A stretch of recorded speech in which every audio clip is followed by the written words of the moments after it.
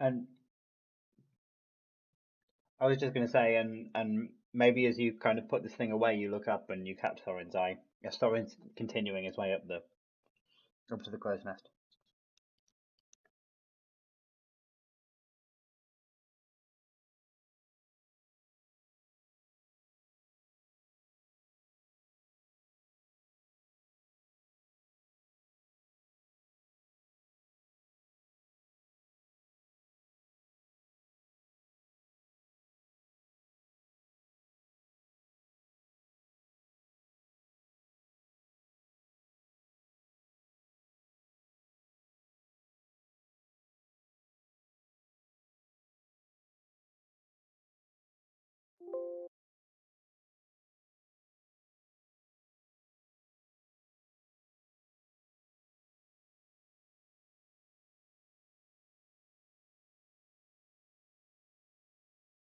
And I think, okay, sorry, you can carry on. I thought you stopped.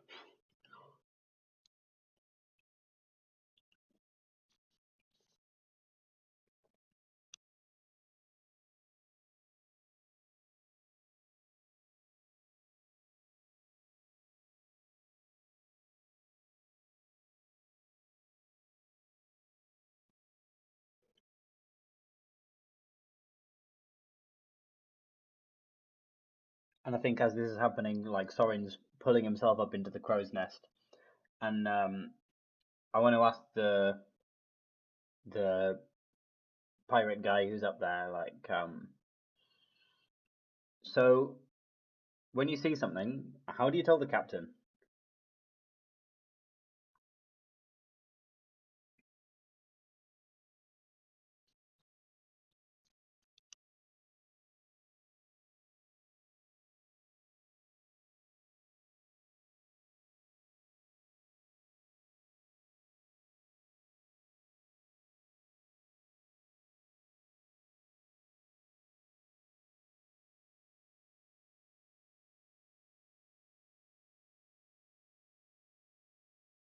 Fair enough. Okay. Well, I can definitely help you. So tell me when you need help.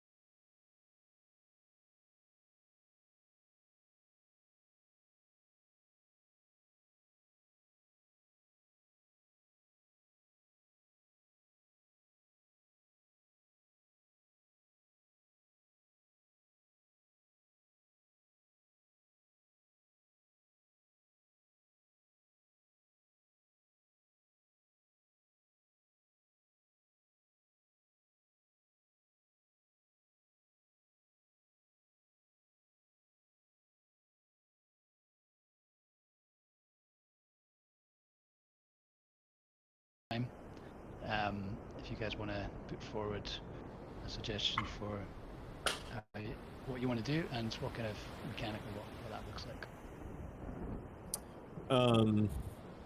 Yeah, so I think I'll climb up onto that beam we were talking about, and I guess I would probably roll acrobatics for it, you know? Mm-hmm. Well, I mean, like, that's fine, yeah, I was just going to say, I mean, I know you guys all have, like, weird, like, supernatural abilities, especially the warlocks, so we've got some strange things going on, so if you want to use any of that, obviously feel free to use that, and we can apply bonuses and whatnot as required, but maybe and feel free to, you know, if you want to mix up the skill check so that you're using different abilities to apply to those skills and things like that, like, and just kind of play around with it.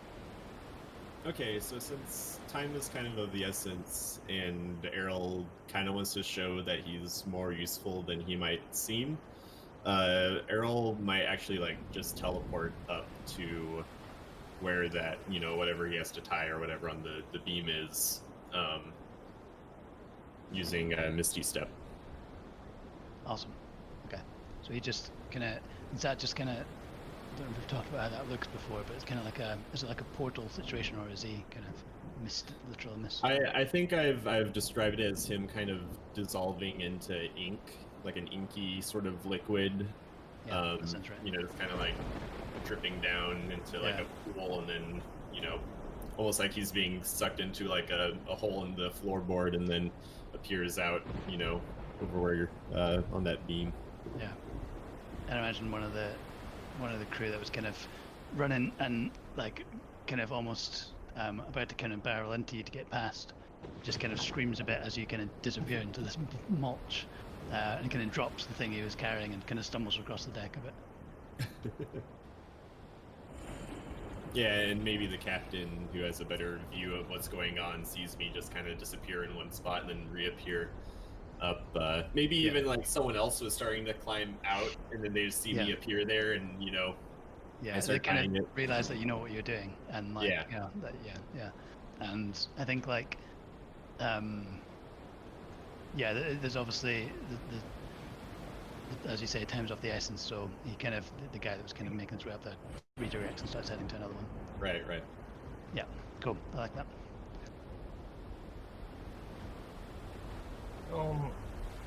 What I can maybe most think of is maybe having almost like a pep rally, like kind of keep the mood calm and get the steering speed. Remind the sailors, I don't know, this is a storm. They've seen storms like this, and they will see more storms after this because they will get through it. Go, yeah, like kind of like a Yeah, like bardic inspiration type situation almost. Yeah, but just like a motivating kind of speech. Yeah, I like that. Okay. Yeah, like they kind of know their stuff, so they can get through this if they just Yeah, keep at their work. Yeah, cool. And I think Carthos would have that kind of presence as well. Yeah, I think I'm also casting Thaumaturgy to amplify my voice.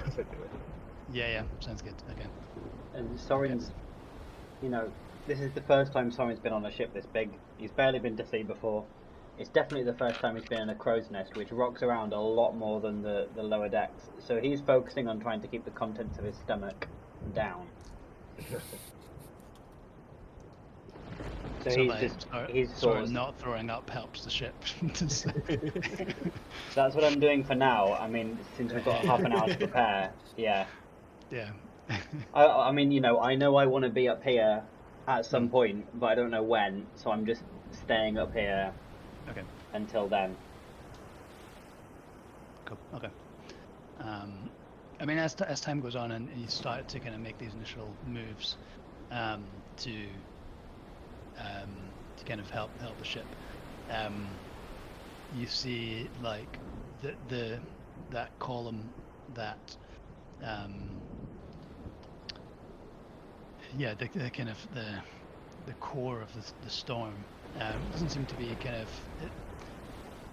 it's not that it's not changing, but it's certainly not moving anywhere. It's not getting bigger, it's not going further away, you know.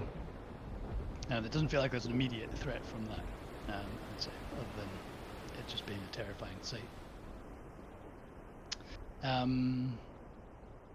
Yeah, so what I would say is that, what would you see? Yeah. So as Soren, especially when you're kind of looking out in that direction, you see, and probably Carthos as well, as you're kind of like thinking of what you're going to be saying to these guys to try and give them a pep talk. You're kind of looking out, trying to, you know, looking for inspiration for what to say, and you see looking towards the column again. It's just this kind of blue. It's almost just like a blur from this distance. It's just like this blue shape that zips around and leaves like a kind of a blue trail. It does seem to be in conflict. I mean, anywhere where that blue shape is, the tentacles of the huge creature seem to kind of like writhe and I seem to be trying to push against some invisible force that you can't quite make out. But there seems to be some kind of conflict going on over there. So let's as again over the next kind of few minutes, the wind does kind of intensify. The rocking kind of builds kind of more intense, and Soren, you kind of obviously feel that most of all. Arrow, maybe while you're up there, there's one kind of particular one that rocks a bit too much, and you almost kind of lose your balance slightly and have to kind of hold on and catch yourself. And there's kind of the crew are kind of glancing anxiously as they bustle about their normal business, looking westward. So let's go ahead and see what we can roll. If you want to say what you've decided to, we can do. We don't have to do them all now. We can do our rolls and then roleplay a little and then do Carthos. This maybe happens before we start rolling, but as I see the storm coming in, I want to. Oh, actually, I need to check. Never mind. I want to cast Enhanceability on the guy with the spyglass. Cool. And okay. I want to give him Hawks. What's it called? Hawks. Yeah, the perception one, is it? Yeah. Cool. Owl's Wisdom. That's the one. Owl's Wisdom. And that gives him advantage on all wisdom checks. Oh, cool. Awesome. In fact, if I cast that at higher level, I can cast that on more than one target, right? Yeah. Let me just check that is true. Hey, yeah, okay, I'm going to cast that at 3rd level, and I'm going to also include myself. Yourself. Awesome. Okay. So yeah, that is man with spyglass and me. And sorry. I hope that enhancing the ability of man with spyglass will help, even though he is an NPC. No, absolutely. I'll take that into account. I do that, and maybe he like sort of perks up a bit as he notices it's happening, and I presumably like he would kind of realize that it's magic, and I sort of give him a nod, and I'm like, "What's your name, friend?" Shit, I don't have a name for it.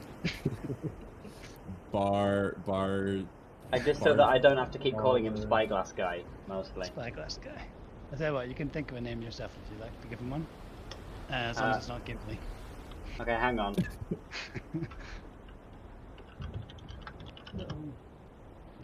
Oh, here it is. He probably has like an Englishy name, doesn't he? He's like a pirate, so he can be William. His name is William.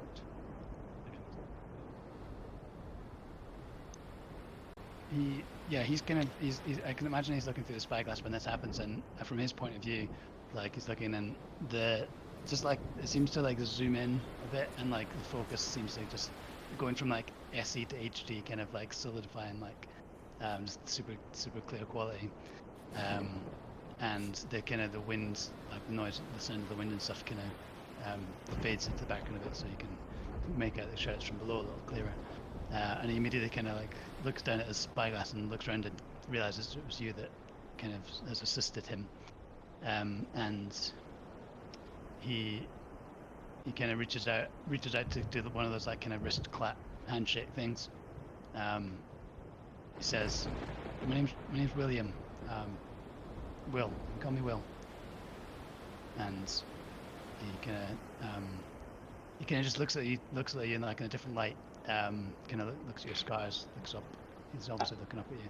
And I say, "Good luck, Will." And I get ready to. On my next turn, I'm going to jump over the side of the onto the ropes. So I get ready to leap the barricade. Leap over. Okay. He kind of goes his eye back to the spyglass and feels you kind of move in and just says like same to you as you kind of leap away. And he kind of continues to hear him as you kind of start to descend. You hear him shouting, kind of instructions down, like that the storm wall seems like greater on the greater to the north or things like that. So he's kind of directing the captain to which kind of direction how to face the oncoming storm. If there's any kind of oncoming waves that are stronger, if there's any kind of weaker points of the storm that they could kind of head towards to get through. So that certainly seems to have helped him out. Awesome. So, right, that's fine. Mechanics-wise, I have marked that.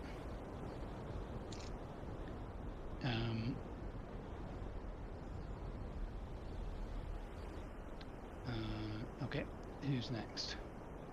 You can still that's you just kind of get that one for free, just because you cast a spell. So you can there's still like some kind of ability kind of check that I need from you at some point, but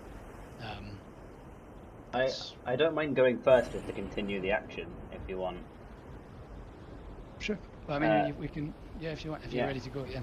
My idea was that I see like some rope that's got tangled like halfway down the mast as we're trying to steer through the storm. Yeah. And so I'm gonna like vault over the side and try and climb my way down, and I'm gonna roll athletics.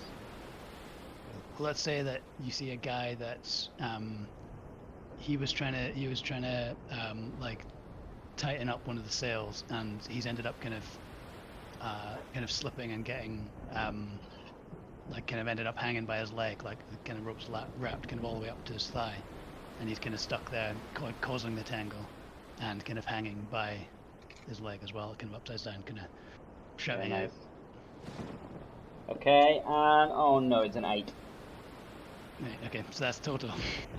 That's total, yeah. 4 plus bonuses. Okay. Well, let's say that you managed to get him out, but he's kind of badly injured, and by the time you've kind of gotten him out and fixed the rope and got him safely down, and this guy's he's having to sit out the rest of the storm. He's kind of badly injured. You can see it's like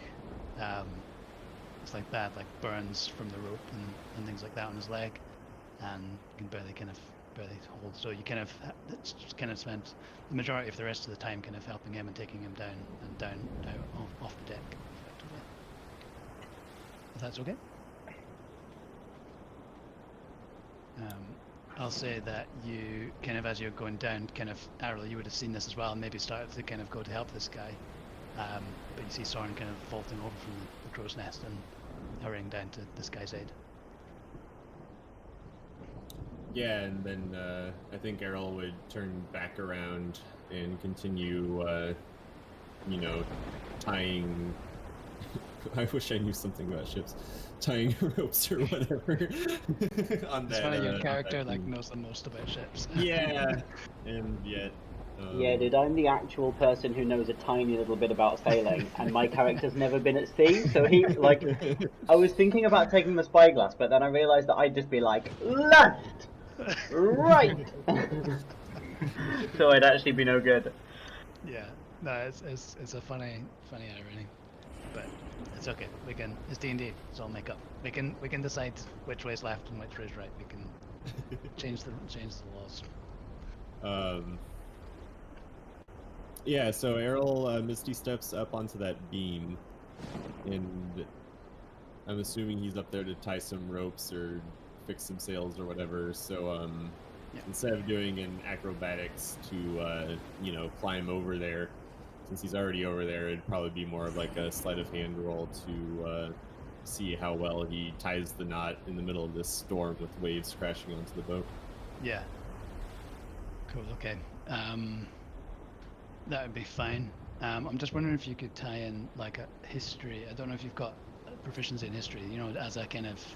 I do. I honestly, I was trying to, but I also felt like it'd be a little far-fetched. No, I'm all for that, because it's his drawing on his kind of childhood memories, that kind of muscle memory that he had. I think, yeah, I'm all for that if you want to use that.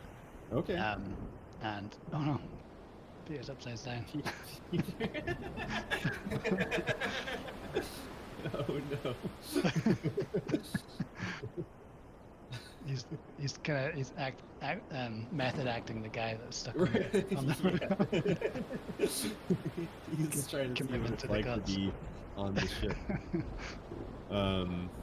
Yeah, okay, I'll do a history if that's what history. you So want me to do. I have a +6 to history, so I'm not going to say no to that. Let's do a compromise. Let's do a dex check, but use your history proficiency. So that would be dex modifier plus proficiency bonus. Okay, cool. So, all right. Which I don't know. That might have ended up just being exactly what your acrobatics was anyway. But No, not at all. I got a 17, or no, I got a 20 in total. 20. Okay, that is significant. Okay. Yeah, so I like to imagine as I'm up there, almost like a serenity kind of, occurs as like I see something that's familiar, and I just I don't even think about it. Like my hands just do whatever. They've just been so used to doing that over and over again. It's kind of like that bring your son or daughter to work day. Like that was a lot of my childhood, and there was a lot of nothing to do on the ship, especially since Errol was kind of like an awkward, shy kid. He didn't really talk to any of the crew members or anything, so I think Errol was probably very comfortable spending a lot of his time on the ship just tying ropes by himself and things like that and learning the different knots. Cool. Yeah. Okay. Yeah, I like that. And that's like I'll say that's like a good success. Like it's he's done well there. So I don't know if there'd be, I could even I'm just kind of bending the rules maybe a little on your Misty Step, but I can imagine maybe kind of zipping up there and securing that, and then maybe jumping about to different parts that need assistance. If there's another guy that's struggling, you kind of melt away and appear to help him as well, and kind of manage to secure a couple of bits. Maybe Errol just suddenly feels so comfortable with like tying the knot, he just kind of his brain just kind of clicks and he's suddenly showing off a lot of his knowledge that was Yeah. not at the forefront of his mind, but is Yeah. like locked into his muscle memory. Yeah, I imagine a lot of it's like how not to get in the way as well, and when to just kind Right. of go in and hold something, and that's that's a good help. You can Yeah, recognize that. yeah. I think that's something Errol would be very skilled in, considering his past. Yeah, cool. I like that. Okay, and kind of as you're doing this, and Soren, as you're climbing down with this unfortunate fellow, you can hear Carthos below you, and you probably look down and he's taking a swig of something as well for encouragement for himself. But he's you hear him below that, and his kind of voice is carrying across the thunder.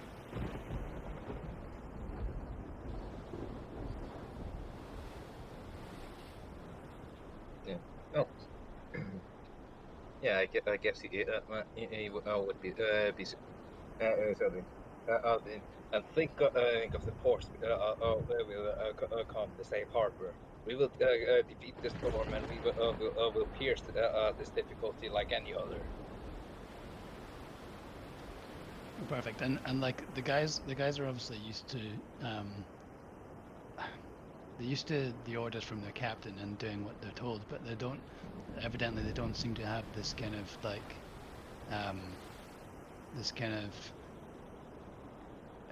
it's more motivation by kind of inspiration rather than hierarchy of like command kind of thing. So they're kind of like they kind of appreciate that, and you see like actually I was going to mention the giant kind of turtle guy that's the captain's kind of bodyguard. He as soon as the crew started kind of kicking into action, he was the first one you kind of hear him kind of thumping around before you see him, and he's currently like kind of across like the hatch, on the main deck where the kind of that leads down through into the holds. He's kind of securing like these massive kind of waxed kind of sailcloth covers, maybe, just kind of fighting against the wind, because it's kind of it's just like immense strength, like kind of doing the work of like 4 guys kind of holding this thing down and kind of holding it, pulling it tight while other guys secure it. And yeah, the guys that are kind of assisting him kind of look and seem to be appreciating your words. But let's see what the roll says before we Yeah. See if I break into middle sentence or something. Yeah, again, obviously persuasion's the obvious one, but and that probably uses your your charisma modifier anyway. But if there's something else, like some kind of intelligence skill or anything like that you want to bring in, or no, I think I'm mostly just like I don't think I'm really spec to anything super related. I guess I could do history or something, but I am quite happy with my result of 24. 24 is pretty good. Okay, and you've got your thaumaturge there as well, obviously. Okay, very good. So yeah, no, they do react well to it, and you see, just it's almost like it's not like the guys are lazing about, but there seems to just be a spring in their step, and they're a bit more confident, kind of leaping up into the rigging, and the guys kind of swinging down on ropes, ready to go off to the next task. And they're doing things like, as I say, like covering like kind of sealing up everything so that water's not going to get in. Obviously, if the waves come over the sides, they're tying down anything that's kind of loose. They're kind of some of the things they're like,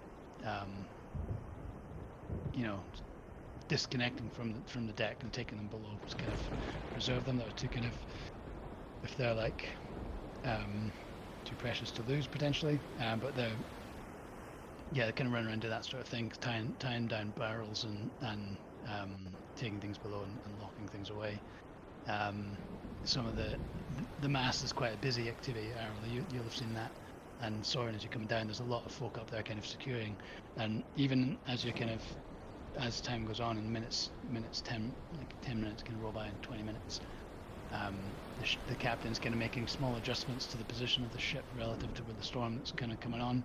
Again, it's coming on it was coming on west, coming in to hit the side of the ship, but he's been slowly kind of maneuvering it so that he's kind of turned it so it's almost facing west, so that the storm is kind of faced front on.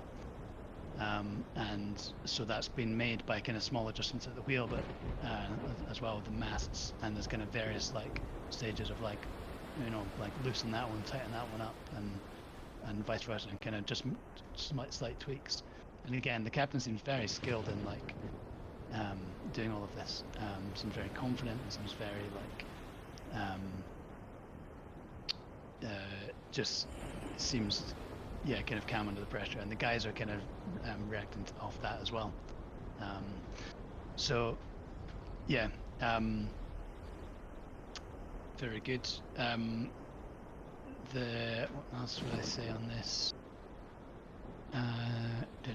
So yeah, as I said, the wind's kind of intensifying, and even now, one thing I forgot, and it's not too late, but I just wanted to check, Peter, if you could or remember to start recording anything, or is that not going to be possible today? I did, but I had my settings bugged up, so I missed the sound for about the first 20 minutes.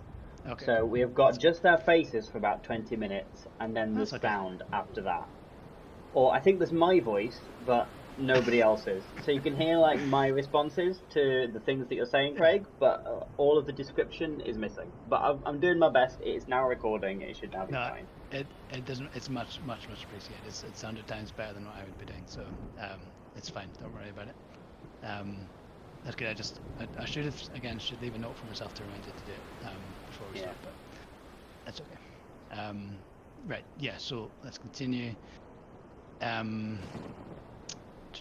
This kind of dark wall of the storm that's kind of approaching. As I said, described it almost tidal wave-like, but you just kind of get the sense that that is the storm, and once that hits, once that's kind of past you, you're going to be in amongst a maelstrom of kind of just the ocean at its most wild.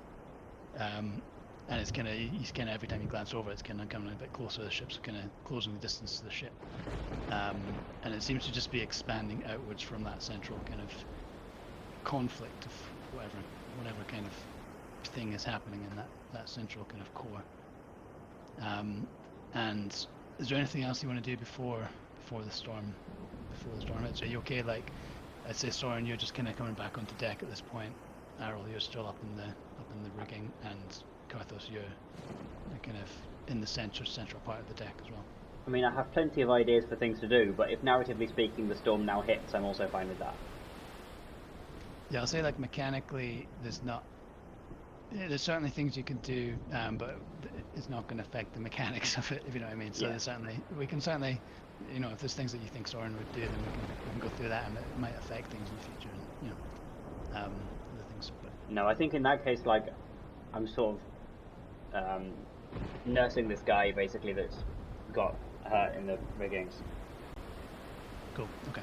You see, like, as well, I was going to say that from Karthos's rousing kind of speech and an ongoing encouragement through this time, you see the guy, like, he's obviously had some medical assistance from below.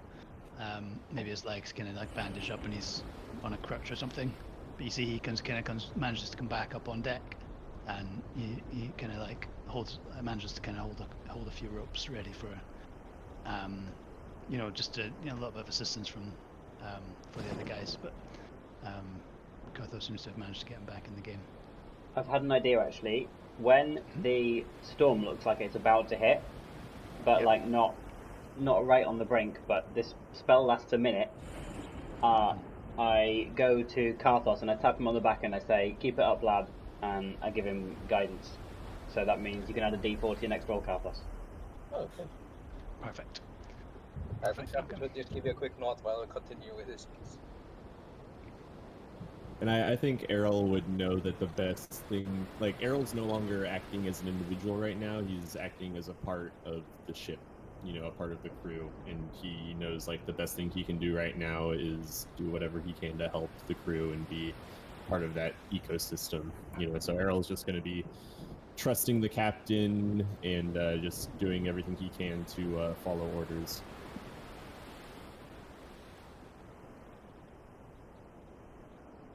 Okay, okay. And you see it's approaching, and you see like Soren, you'd probably notice as you come back on deck, let's say, that there's the captain's kind of, as I say, ongoing kind of orders to the crew. But there's one guy that's there that's speaking to him, and you hear him saying, the weather was clear. This can't be natural. It can't be. It was clear this morning, this evening, even a few hours ago. There's no sign of this. And he's kind of looking westward and just saying, I don't like this at all.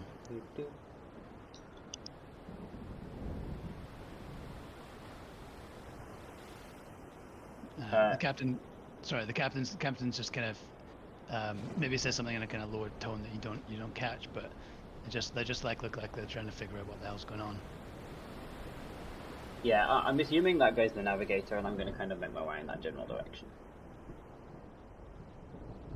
Let's say you kind of move up onto the quarter deck where they're standing.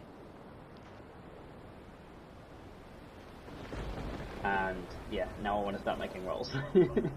Okay. Yeah, no, that's okay. I mean, I would say make a perception check as you approach, just to see if you can see what else. Okay, I have advantage from my owl's wisdom. Oh, of course you do. Good. And they're both 13, so that's a 20. Perfect. Okay. So you hear the captain say to the guy, you hear him say something like, he says, you hear him say something like, I know you've checked, but I want you to check again. And then I want you to check again. This needs to be secure as this can be. I need you to check again.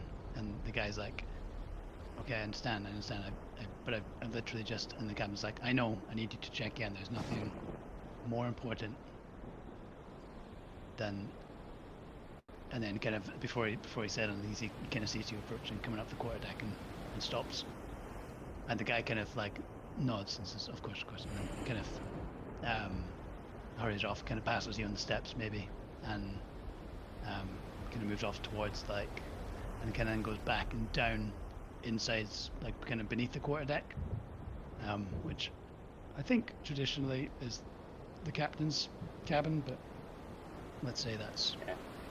I don't know if Soren you know that, but And approaching Glyn, I hope I'm alright to start doing something that's likely to be a skill check. But yeah. I want to basically be like, the wind's about to start coming in heavy from this direction. This cloud is like a massive rain-bearing cloud. It's going to go for about 2 minutes really heavily, then it should lighten up a bit and start like using my survival skills to dictate to give the captain like a short-term weather forecast basically to help him steer. So I'd like to roll survival if that's okay. I almost expected you to say, and now for sports at the end of that. And now what? And now for sports.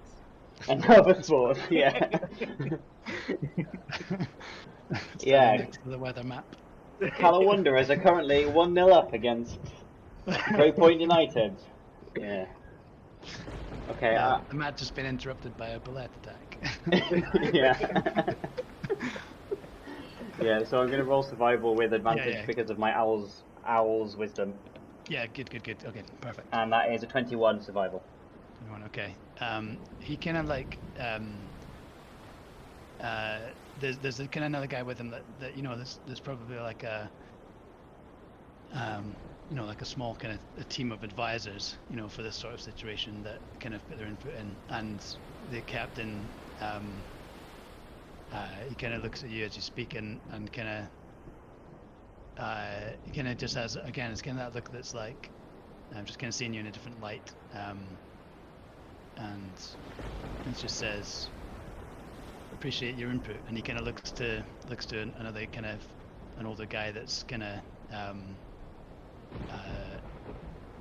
he's kind of also kind of been looking out, and he's got like this this parchment and quill and it, and he's kind of taking notes and jotting things down, and you know he's been showing it to the captain every so often, and somehow it's not getting affected by the rain and kind of wet, but he's been he kind of looks to the captain looks to this guy, and he's just been kind of watching you as well, and looks back to the captain, kind of nods like in agreement to say that, you know, what you're saying is making sense, and then he kind of jots a couple of things down and says, well, if we just kind of adjust our course in this, you know, a couple of degrees, then this means that we can, you know, meet it head on or something like that, you know, Yeah. just kind of. And Sorin obviously like would need a technical person to sort of translate, because I wouldn't be saying like the wind's going to be this many knots. I would be like, yeah, it's going to be heavy. It's going to be like you know, a storm in January, or yeah, you know. yeah, like enough to blow over an oak or something. Like Yeah, exactly. Yeah. Yeah, and they can translate that into ship talk. Yeah, I like that. So yeah, no, certainly like there's a kind of one of those like pauses just after you finish where they're like, and then like, oh my god, yeah, that makes sense, and then like, they're right. And one of those kind of moments. But yeah, no, it does lead to a kind of slight shift to the course of the ship, and certainly seems to have you know, caught the captain's attention in a good way. There's a lot going on. Obviously, he's getting reports kind of fired at him left, right, and centre, and he's kind of trying to yell back. So it's kind of a stilted kind of conversation. You're kind of maybe following him around a bit and trying to catch him, trying to get him to listen to you. Yeah. Yeah. Kind of like, yeah, no, that's matter. Yeah, good. Okay. And let's say at that point then, so you are, you're just kind of finishing up that, and the captain steps back over to the helm again, and just kind of looks out, and you hear him shout out to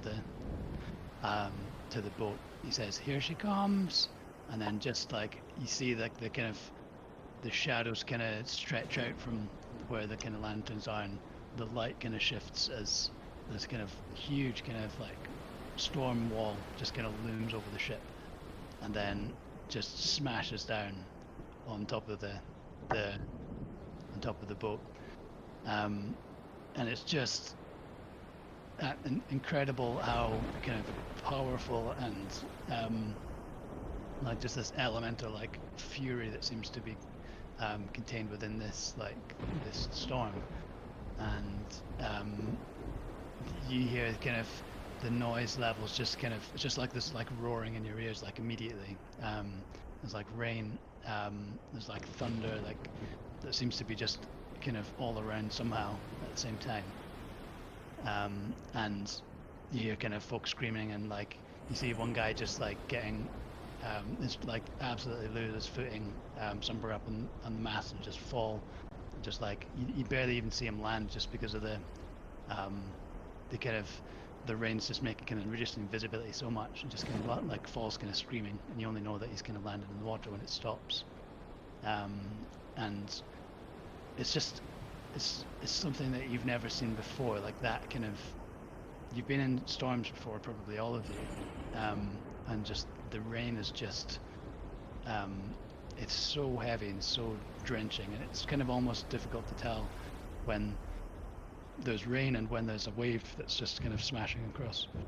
the ship, because they're both just as wet and forceful.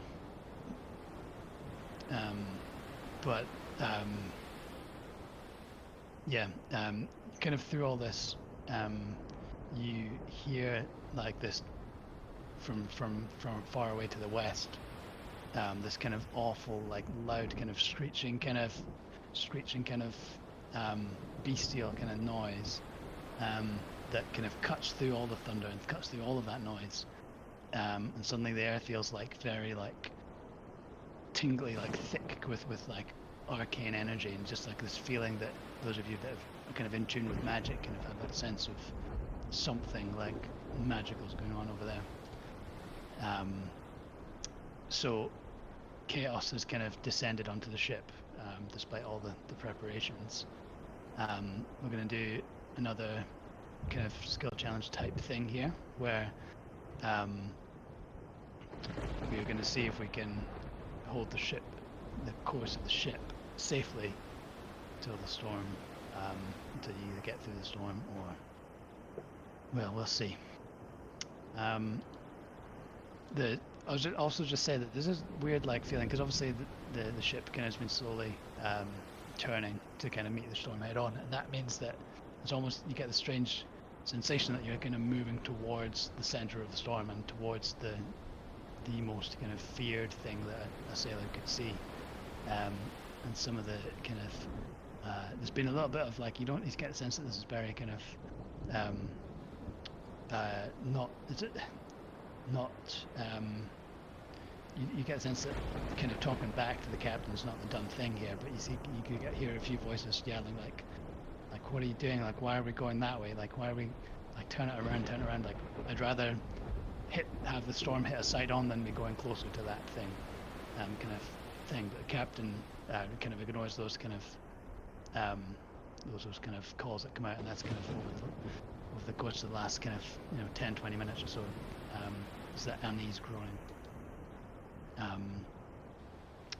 But yeah, so again, just absolute chaos on the ship at this point. There's like folk trying to like run across, trying to trying to get to cover or trying to secure something, and they're just being like, their feet are just being kind of whipped away from them, and they're landing, just kind of sliding across the deck as the ship kind of rocks.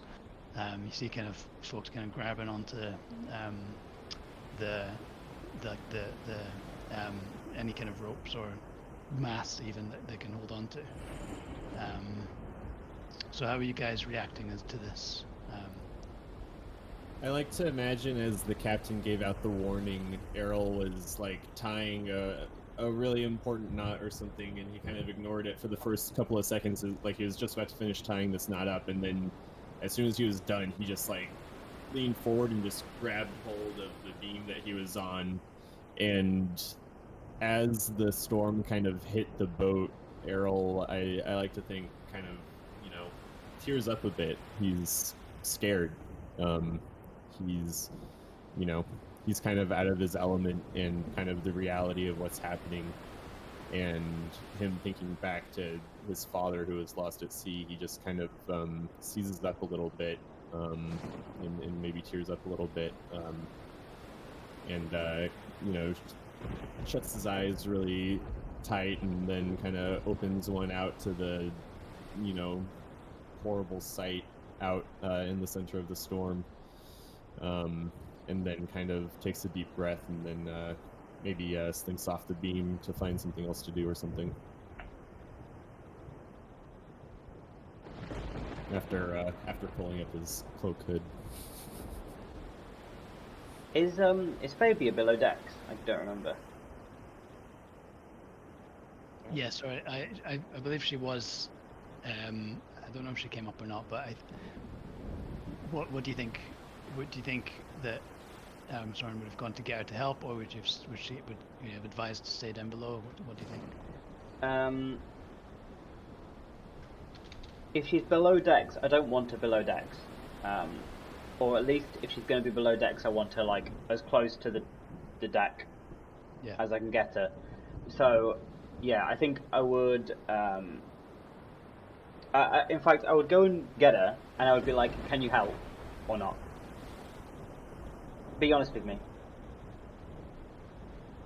You can tell in her like, she kind of stands up and she's kind of like rolling her sleeves up and things like that. Like she is ready to help. She wants to help, and she just kind of just this like resignation hits her, and she's just like, "I can't. I don't know. I've never been on one of these in my whole life. I've never even been to sea. I can't. I would only be in the way." Okay, I'm not having you below decks. It could, or I'm not having you below. There could be water in here. You could get thrown around and smash into things. I'm not having you down here, and I'm going to take her up and tie her to something with a rope. Okay. Cool. Which I'm sure is not very pleasant for either of us. Yeah. She kind understands. There's a moment where she kind of like stops, holds her hands, and says, like, what if we go under? What? And she's like starts to like panic a little bit and try and push the ropes off. Like, what? I'd be stuck. What? I need to be able to get out. If you think you can hold on to it, if you think you can hold on to the side and keep yourself safe while the boat's throwing you around, you're welcome to do so. But I'm She's worried like- about you. She's like hyperventilating, kind of like,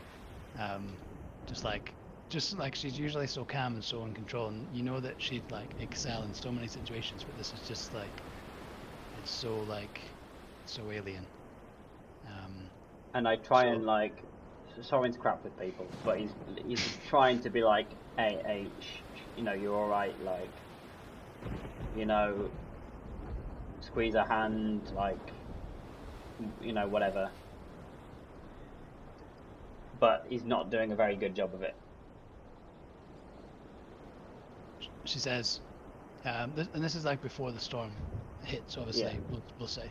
So she'll say something like, I'll find somewhere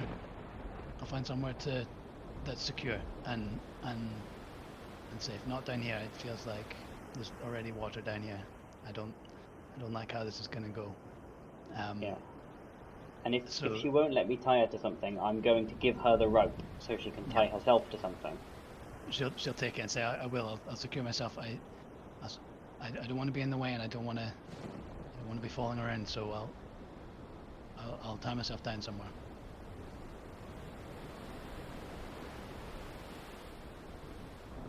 And I think that's the last thing Soren would do before, like, Yeah. before the storm hits. That's maybe just as he's finished kind of helping that guy and he's on his way kind of back up. That's that kind of conversation she kind of has. Cool. I'll say that.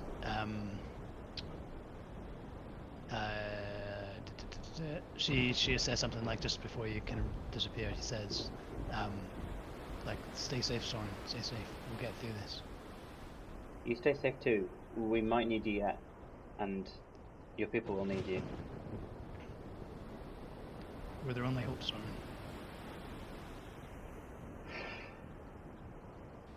I hope that's not true. And I turn and get back to work. And let's say Karthos and maybe Errol as well, you would see her, she kind of appears for a second and out on the deck, and she's kind of looking around and looking to see what different, and tries a couple of doors and things that have already been kind of locked away, and kind of finally slips into one of the rooms, like kind of at kind of deck level, you know, somewhere in there, and disappears inside, and you don't see her again. Ever. No, I might see her. We'll see. She gets eaten by the Kraken. And I sorry. I like to imagine as Soren comes back up to the deck, that's also when Errol's kind of getting down from the mast and the beams and all of that and returning to deck. And Errol, I think, would turn to Soren, and Soren, with his owl vision or whatever, would definitely notice that Errol, who usually has kind of like a smug look about him or attitude, looks worried. And he would also notice that behind him, this blue light that seems to be struggling with the Kraken out there matches the blue light that is coming out of Errol's eyes.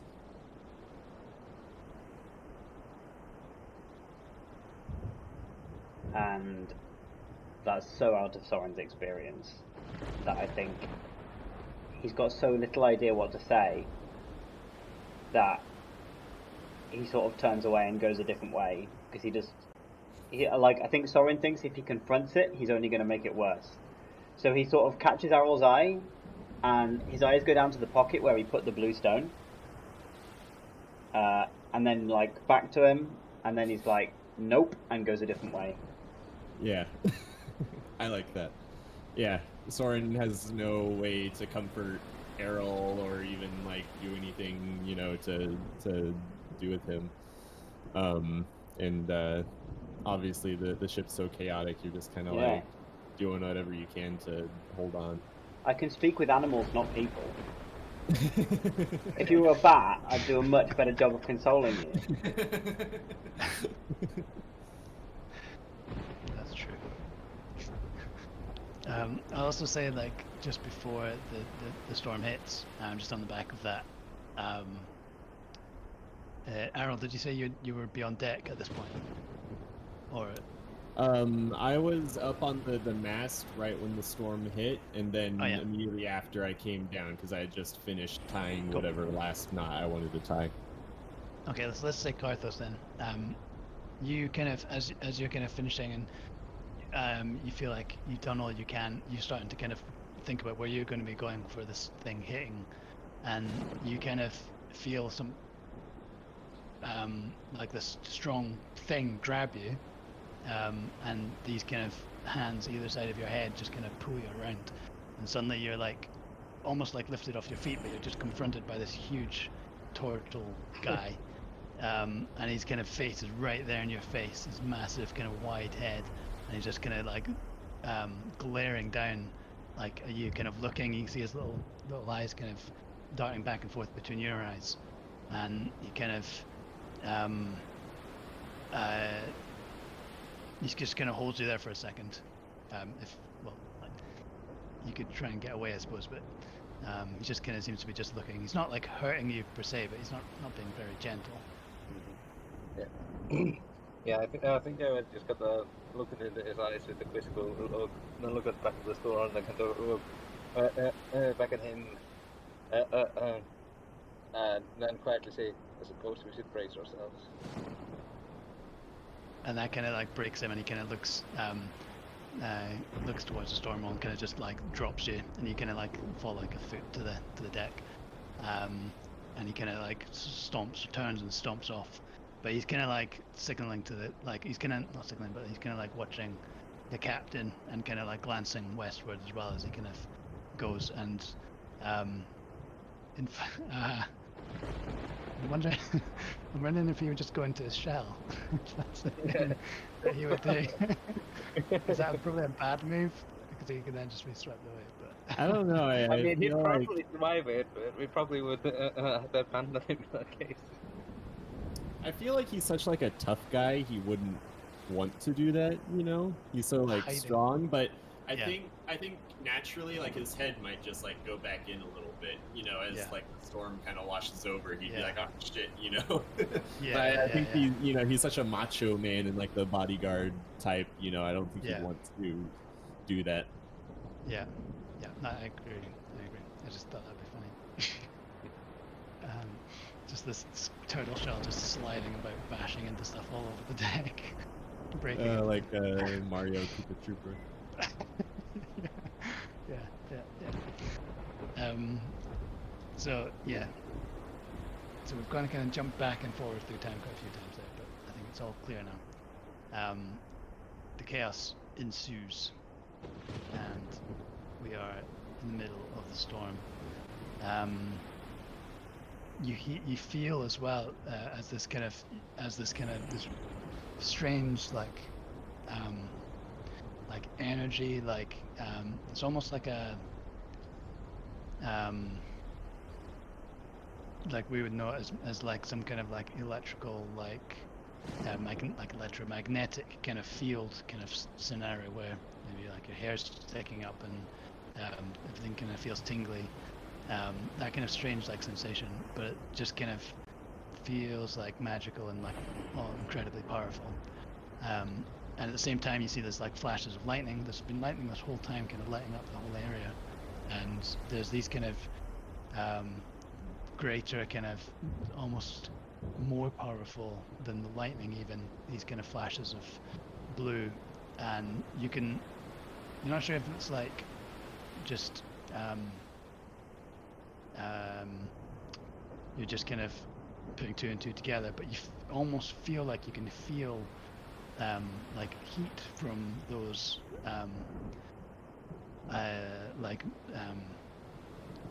blasts of kind of energy that seem to be occurring during that kind of conflict. Even though it's miles away, it's just these kind of like these waves of like energies basically that coincide with the light from that thing happening. So what we're going to do here, mechanically, we're going to do another kind of skill challenge thing. Again, a similar such situation. If you guys can pick something that you want to do that's going to be helping to keep the ship going. So that could either be kind of going to, I don't know, you see ropes that are coming undone, you want to go and do them, tie them up again. You see someone needing help with something. Something's come loose and you want to secure it, like anything you can think of, even like kind of bailing out from below deck and things like that. So anything like that you want to help with, and we'll just go through like each of you, like 1, 2, 3, and then keep going through that same order until it's going to come down to whether we get 3 successes first or 3 failures first. What order do you want to go in? We can roll initiative if you like, Okay. or something like that, or like roll D100. I got a 3. I'll type mine into session 24. I got an 18. I got a 9.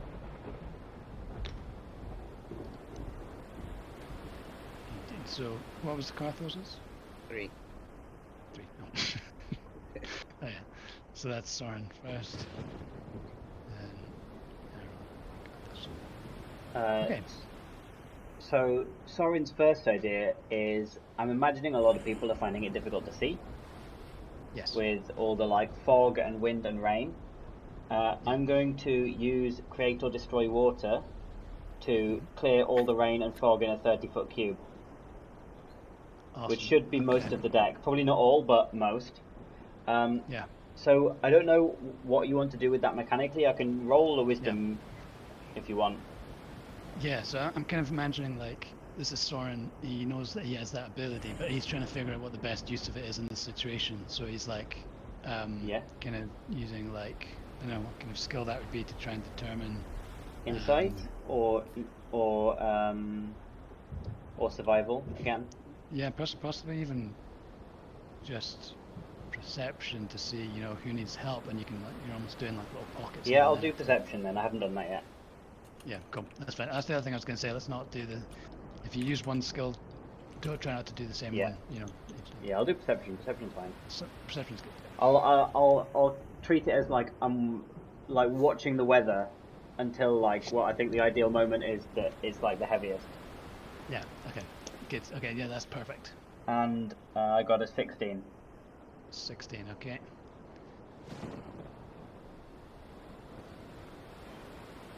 Okay. Errol's next. So Errol was up there tying stuff, but after the storm actually hit, I think Errol decided he was gonna kind of do like damage control.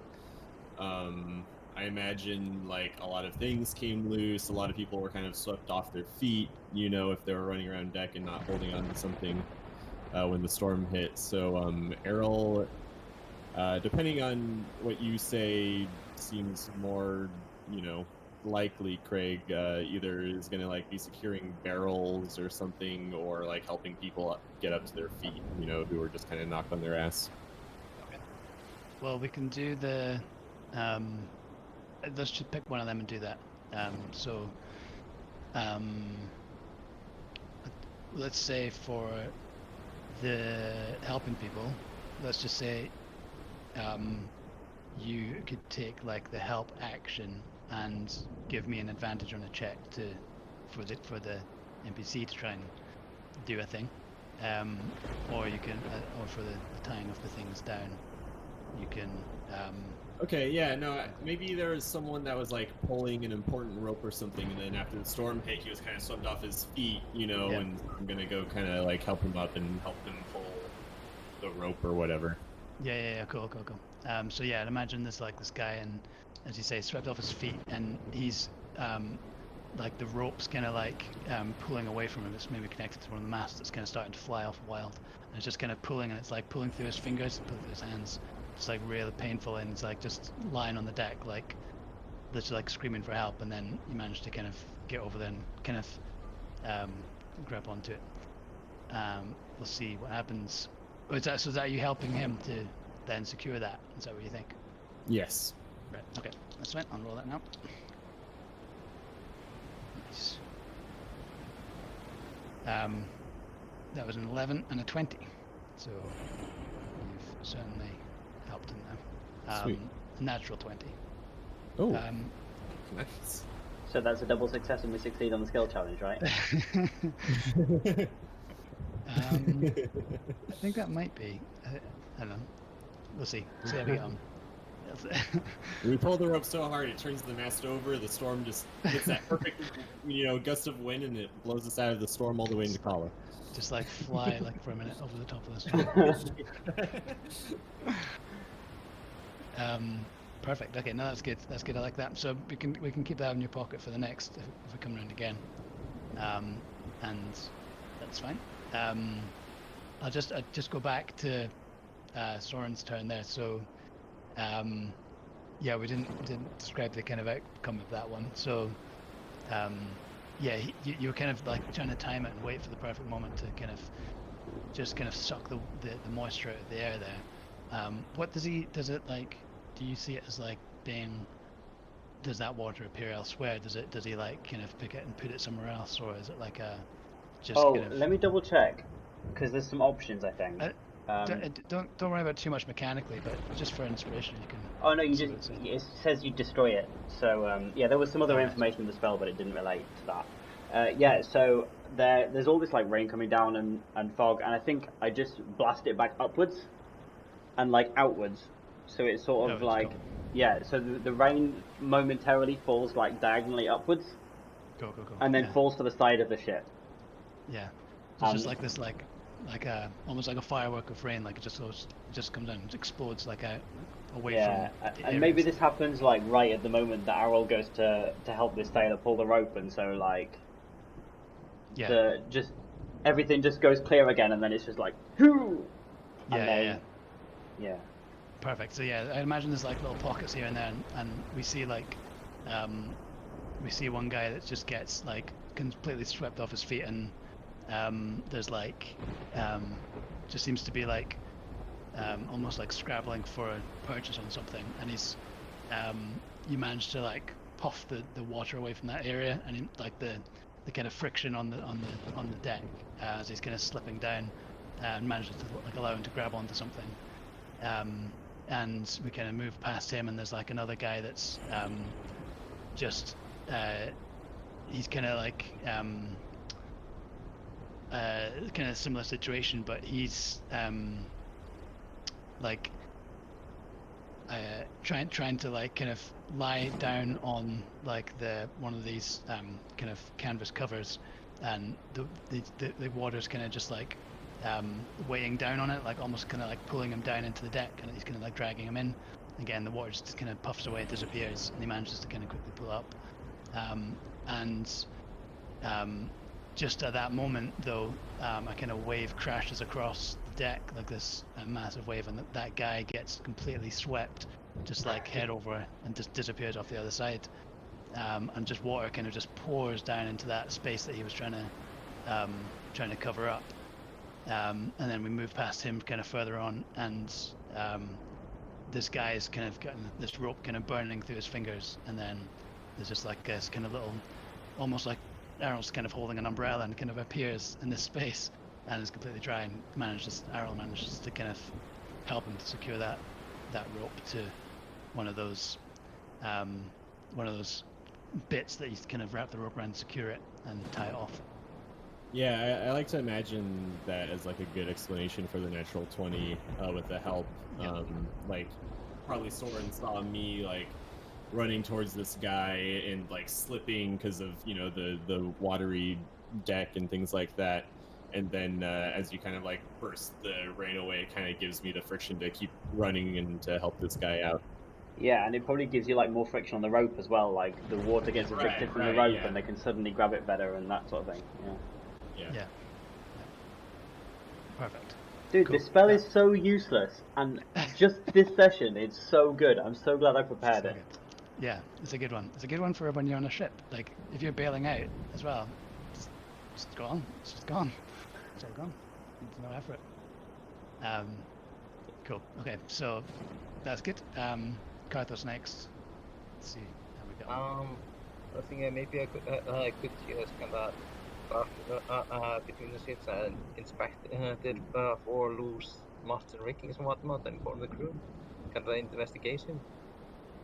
Yeah. So that would work fine. Yeah, and you kind of in the same kind of vein, like using that kind of new kind of trust that you've built up with them to, advise them on what needs done. Yeah, go ahead. Okay. Oh, let's get so and I get first of the hyper one. So 13 plus 6, so 19. 19. Okay. Very good. Okay. Still not over yet. So back to Soren again. Well, let's say like again. Well, let's even say that Carthos, you saw that hold was kind of one of the ropes had snapped, and you advise that this guy needs to kind of secure that bit before the hold, kind of the water cup starts kind of crashing down into the hold, and that was kind of triggered him to go and like kind of lie down on top of it, and he's the guy that Soren managed to help a little bit before he got blasted over the edge. So you don't know if Carthos wouldn't even notice it as he's kind of like directing people here, there, and everywhere, trying to do all sorts of different things. You see like a rope that's kind of just like whipping around, like absolutely should not be loose, and just kind of like should that be doing that kind of thing. And kind of the turtle kind of runs over and just kind of grabs it out of the air and kind of pulls it down and secures it.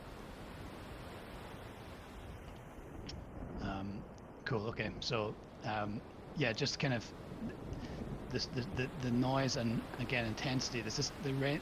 The rain's kind of, it just never seems to end. It's just like you're just kind of constantly being soaked.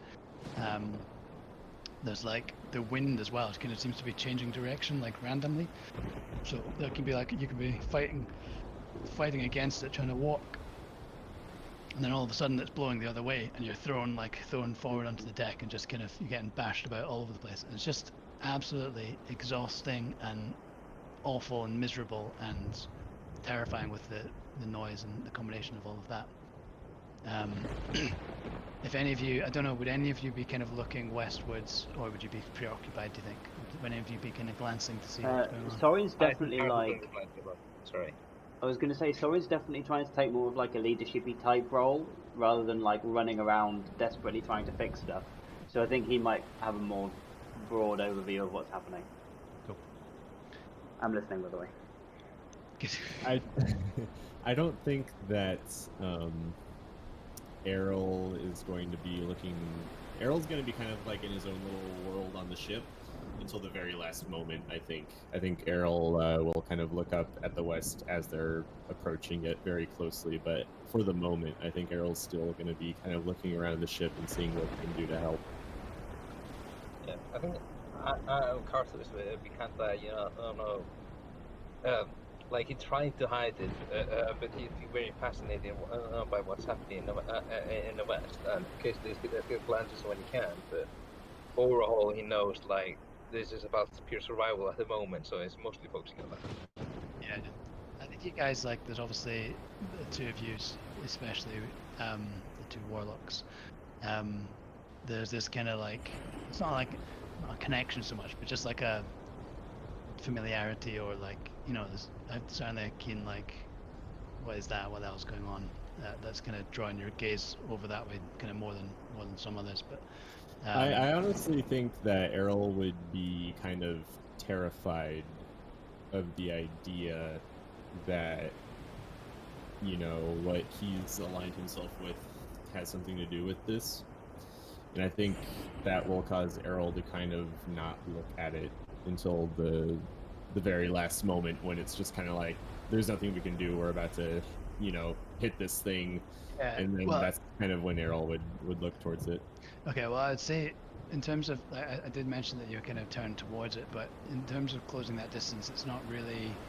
not going towards it? No, well, you're kind of facing it, but just with the storm kind of blowing you back, and it's certainly not the captain's intention to move towards it. It's more... okay. It's more just like he's just maneuvering the ship to, hit the waves and kind of trying to you do get a sense gradually that you're kind of moving southwards, but certainly not heading towards it. And the storm kind of core Okay. is not kind of getting closer. It's not like he's like, let's head for that. That's probably a safe Oh, place. okay. Yeah, I was a little confused. Sorry, yeah. But that It's more makes a lot just kind of facing the oncoming waves, and then kind of he maneuvers around again, and then kind of tries to just kind of make his way kind of around, but he just didn't want to be hit like dead on to the side. Right. So yeah, Peter, did you catch all of that? Yeah. I believe Right. so. Yeah, I missed about 10 seconds, but I'm sure That's nothing okay. important happened. No, we're just kind of chatting. Actually, nothing's really happened. We've just been discussing, Yeah. who would be looking where and what. Yeah, I heard No. most of it. So I think those of you who do notice, and sorry, yeah, Aaron, Gavin, what I've just said there may have changed what you were going to say about what, if Aaron's even paying attention. Yeah, I would just say that Errol's generally not paying attention. He doesn't like to think about it. Yeah. But if there's like, I don't know, some sort of loud noise that comes from there, like some kind of big show of light, Errol would definitely be so piqued that he would look over. He's not gonna avoid it that much. But in general, I think Errol's going to kind of focus on what's in his little world, this little ship. Yeah. Cool. No, I don't think there's anything so like intense like that would draw your attention if you're not trying to kind of keep an eye on it. But certainly, I think Soren and Karthos then would notice. It's just really over the course of this as the storm's happening, and this is like minutes are going by. It's a long time, and that's why it's so exhausting, so relentless. You kind of every so often you look over, and one of these immense tentacles, these impossibly huge tentacles, you'll see that it just suddenly becomes kind of disconnected from its base, and just kind of spins in the air, writhing, and splashes into the water. And there's these kind of like strange like arcs of lightning kind of flying all around both directions. There's just strange kind of jets of light that kind of catch the corner of your eye, and kind of as you look, they're gone.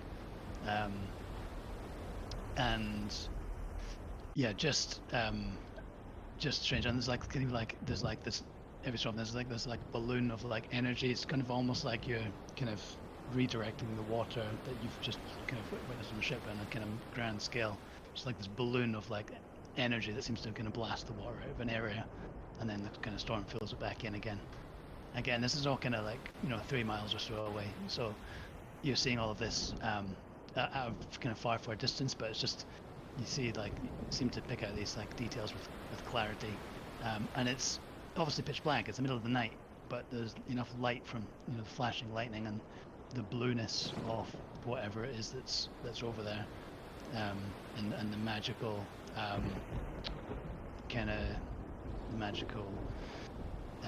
like essence of the conflict that allows you to pick out these details.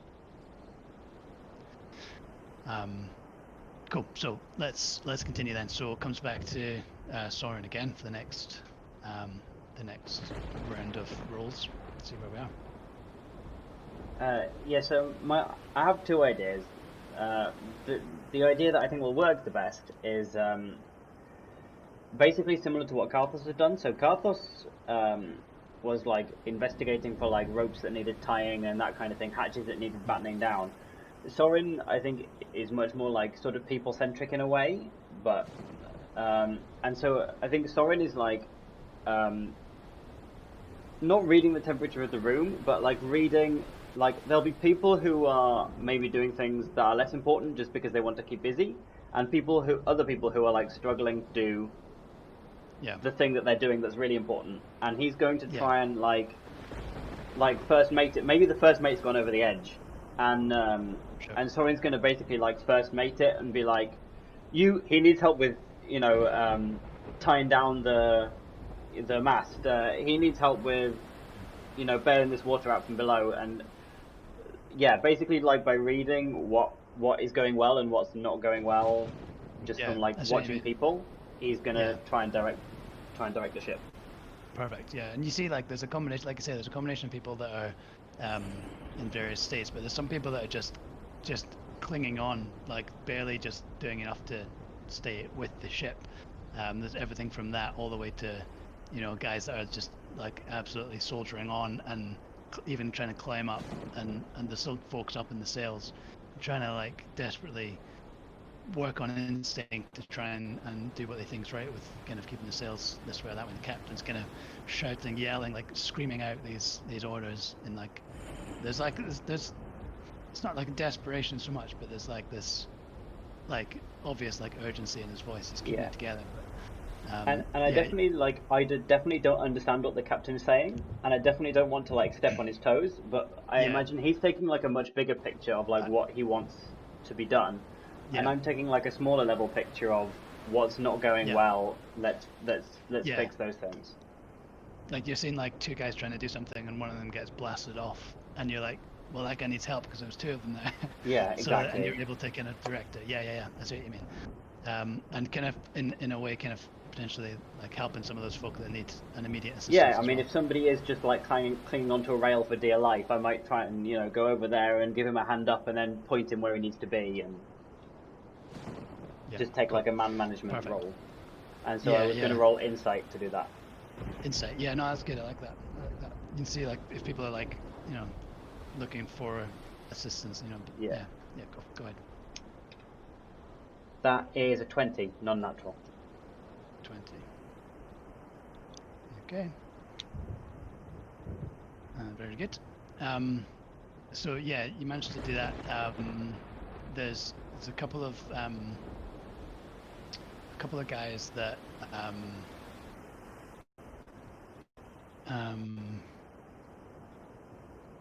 yeah. So a couple of guys, like you say, that there's people like that are holding on to ropes, and say there's two people holding on. One of them kind of loses his footing and falls and lets go, and the other guy just gets like flung, tries to hold onto the rope and just gets kind of whipped into the air and just disappears into the storm. The other guy, obviously situations like that, you manage to grab enough guys and throw them towards it so that they can start to kind of help. With that one, you have managed to successfully hold together 3 successes, and so I kind of, as that's going on again, that period lasts a good probably another 20 minutes, half an hour, and manage to very, very kind of gradually you notice that the conditions are kind of beginning to become better, and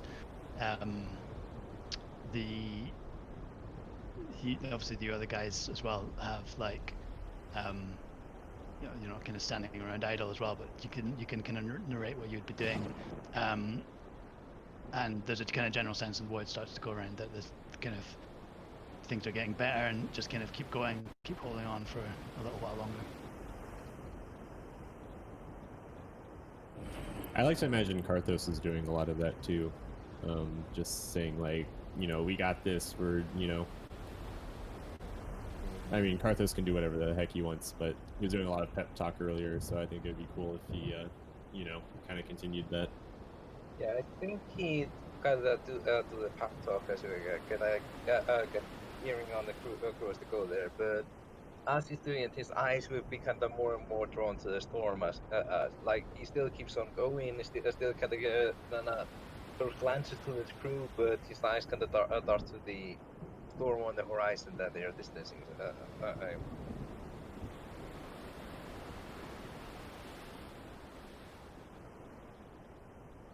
Perfect. Yeah, I think so. And there's like, as soon as it becomes like,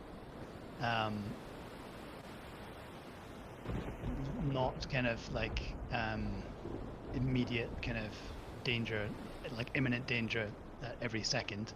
There's kind of guys kind of run by and kind of there's some chairs that go up, kind of like obviously calls for help, calls for like, come and help me with this, come and help me with that.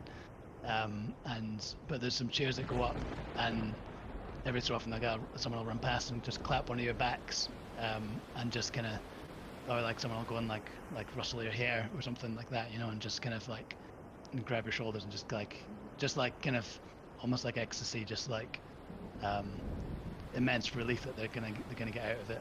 There's obviously a lot still to do, but there's like the feeling that it's going well. I think there'll be kind of that kind of relief will be that it would what's the word, like outweigh any kind of uncertainty there was between the crew and you guys before this kind of that gap's kind of breached, at least for the moment. And I would want to, as soon as we're kind of past tie yourself to the railing stage, I want to go and get Fabia and like check she's okay and be like, you know, you can come and help us clean up, sort of thing. Okay. So yeah, you see like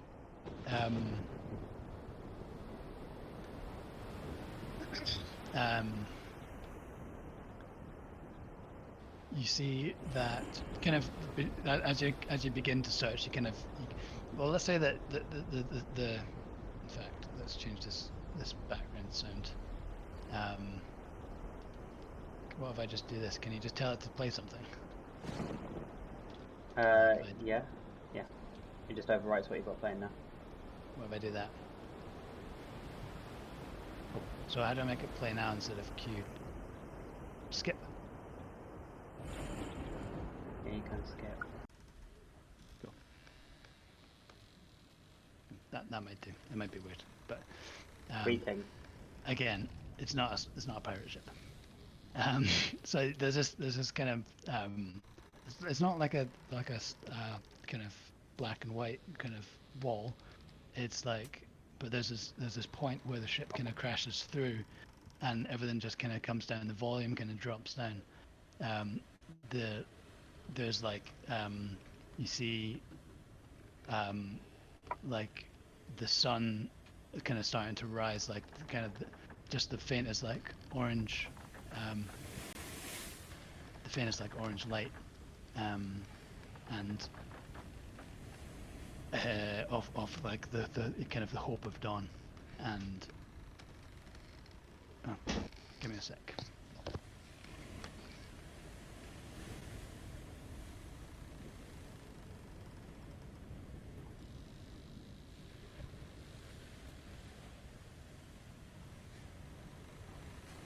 And suddenly there was a baby that was in desperate need of daddy. I was about to say, how old is this kid now? Well, Like he was year old, 2 born years? when, I'm trying to think what house I lived in, because I think it was 3 years ago. Was it? God, I think Or you're 2, right. 'Cause I maybe think I 2. was still in Belgium when the kid was born. Because 2 years ago I was living in Preston, and I think I was living in Manchester, so I think it must be 3 years. I used to live in New England, and I love it when you say all these town names that you used to live in. I'm like, I used to live there too, but in the new version. I guarantee you that Preston in New England is much nicer than Preston in England. I don't know about that. Preston in England is not it, dude. You're alright, Craig. Yep, sorry, I'll get just my son. He just got up. Yeah, we He's, called it. Is he a walker now, or? Yeah, he started nursery last week. Oh my gosh. He's a kind of almost talker. It's so weird to think that we all came together before your son was even a thing on the earth. I know. I sometimes think about that and how, like, obviously hope that this will go a long, long way. But, yeah, he could be, you know, easily going to school when we're still playing. And Yeah, he could join in session 138. yeah, he would absolutely love to do that. I could get him to roll my dice.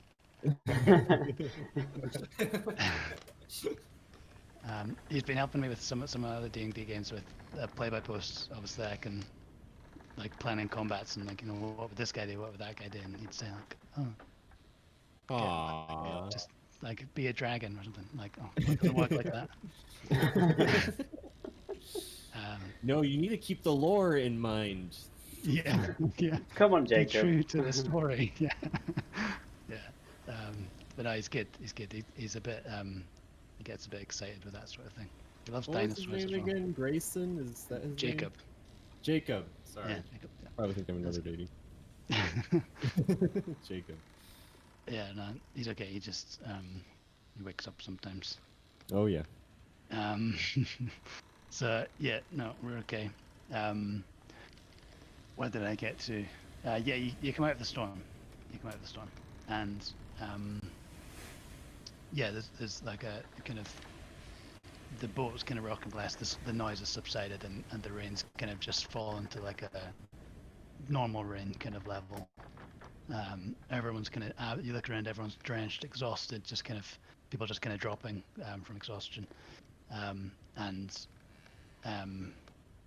yeah, Soren, as you kind of do immediate thoughts, Fabian, you see her coming out of one of the doors, just kind of like trying to, just kind of, you see a door kind of opening and it kind of hits against some stuff that's kind of been shoved up against it, and she can't like, you hear it, like you see her arm kind of reaching out to try and push some of the stuff away, but it's just kind of stuck in there a bit. Yeah, I mean, yeah, I'm gonna move the stuff out of the way, and as we do that, I want to scan the sea around to see if there is like anyone's fallen in nearby, or like within vision range, sort of thing. Yeah, yeah. You don't see anyone. I mean, make a perception check on the off chance, but 20. you think you see something like far out, but it's just kind of like a kind of face down like shape. I'm just kind of bobbing along. Sadness. Okay, yeah, I'm Yeah. just gonna like let Fabia out. Okay. Very good. So you yeah, you kind of move some stuff and you kind of grab her hand to give her some like reassurance, and then manage to help her out. And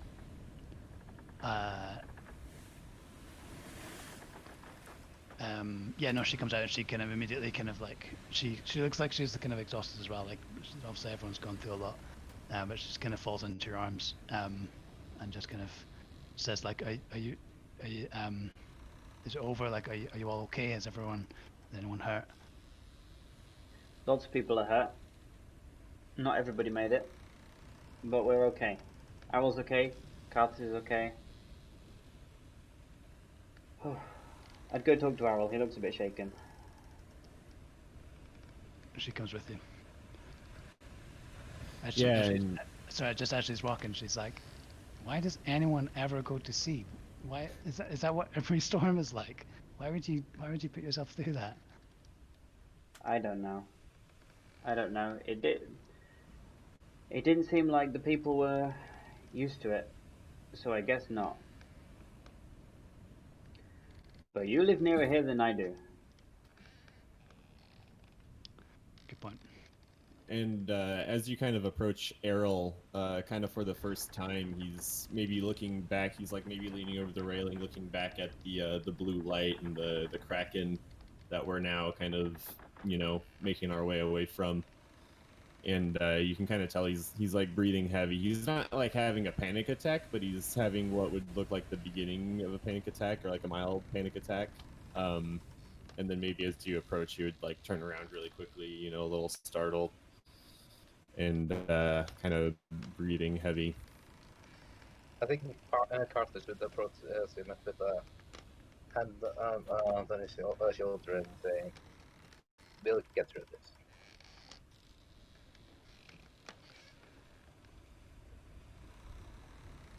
And Errol would kind of quickly calm down, and now that there's kind of a calm over the ship, and most of the chaos is over, he'd definitely kind of settle down and go back to regular breathing.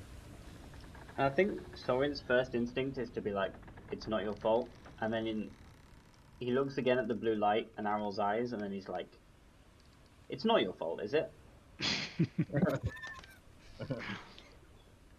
And Sorry, I'll say that I think at that point, like looking over, like back, maybe one or all of you look over back towards that kind of, it is even further away now, that kind of core of the storm. But you see even there that things have started to kind of calm somewhat. The tentacles that you saw before have like there certainly seems to be less of them, smaller, like less kind of energy about it, and eventually kind of as you look, there's seems to be nothing there left apart from this kind of blue light, and it's there, kind of just hangs for a moment and then kind of blinks out. And I think after Soren says his little bit, Errol's gonna kind of give like a nervous, like, what, am I gonna be blamed for every blue light now? You know, and just kind of like brush it off as like he's totally unrelated to it. I think Carter would cut that, throw Soren a guilty look and says, Soren, if it was your fault, we wouldn't know. You wouldn't know. Right. Well, that's not very reassuring at all. How do you think things are with this situation? Is he going to be okay? Probably. Go give him a drink, will you? Cheer him up. And I think grab Arrow by the hand and says, let's set up for a victory Thursday. Sorry, what was that? I think it's Carter to cut the grab Arrow by the shoulder and say, well, let's have a kind of victory toast over the storm, eh? Yeah, and I like to think that you're actually holding my flask still that I had offered to you a while ago. Probably. And I would kind of like look down at the flask that, you know, has like my initials engraved on it, and then look back up at you and be like, yeah, and kind of hold his hand out. So, oh, right. I think Carter's take the flag. Thanks, mostly, then hand back. And Errol would take a swig. And I think, like, even just as you're bringing the flask back down, it's someone kind of reaches out and takes it. One of the crew members just also kind of takes a drink, and then kind of holds it like aloft. And there's like another cheer that goes around, and he kind of hands it off to another guy and starts to get passed around. That's a big flask. Yeah. Well, I do have it written down. I think I took like a tiny keg from Flannan's Bridge or something like that. So I imagine maybe Yeah. the flask is actually that tiny keg. So it you know, kind of holds more than a normal flask might, or a water skin might. Sure. Or And, you refilling it every half hour? No. And yeah, as Errol's brief, you know, what's the word I'm thinking of? Reunion with his keg is swiftly taken away from him. You kind of see his eyes kind of die a little bit, and he looks down at the ground. But he's definitely in a better mood. Good. And it seems to be at this point, like there's the ship and there's the crew of the ship, that the people on the ship that helped the ship get through all that, and it's kind of no differentiation between that, like them and you guys for this little while. Just a kind of a moment that's passed through. And there's mourning as well, celebration. You know, there's folk kind of, as Soren has been, kind of looking overboard to see if there's anyone there that can be saved. There's folk that are, you know, injured with, like, you know, either knocked unconscious or you know, broken bones and things like that are just been kind of folk trying to help us as much as they can. And Soren would definitely be like trying to help go and bandage people. And I'm imagining Fabia can do some of that as well. I don't actually know like what her skills are, but I imagine that she's at least okay-ish at medicine. So Yeah, I think so as well. We never really kind of clarified what she is, what she can do, but we can deal with that another time. Perhaps Turns she's... out we said that I just elevated or something like that. What was that? Turns out she's a 20 level wizard or something like that. Yeah. Well, if the story needs it, then, you know. yeah, You and guys really Gandalf need saves help. you all from the trolls. Yeah, she can, like, some sorcerer that just comes into our power immediately. Oh, that's useful. It's like, oh shit, I'm gonna TPK the party. Fabia does something amazing. Yeah. Yeah. I'm kind of okay with her just being like, you know, just not being like a level 0, like nothing, but like, you know, just being like a common, like a traveler, like, you know, she's good outdoors, and she's good, like not ranger level like special abilities, but like as skilled as a ranger would be in the wilderness, and perhaps not martially, but just kind of, yeah, maybe like a scout stat block or something like that. But don't worry about that. We can adjudicate like as we go, and like if there's some particular skill that you feel that she would be like good at, that would be beneficial. She's not really kind of gone anywhere with you guys yet. She's just kind of hung around Eagle's Rest, and now she's every time you've traveled with her, it's been by boat. So like she's been completely out of her element the whole time. But I'm sure there'll be instances that come up. So yeah, good. As we go on,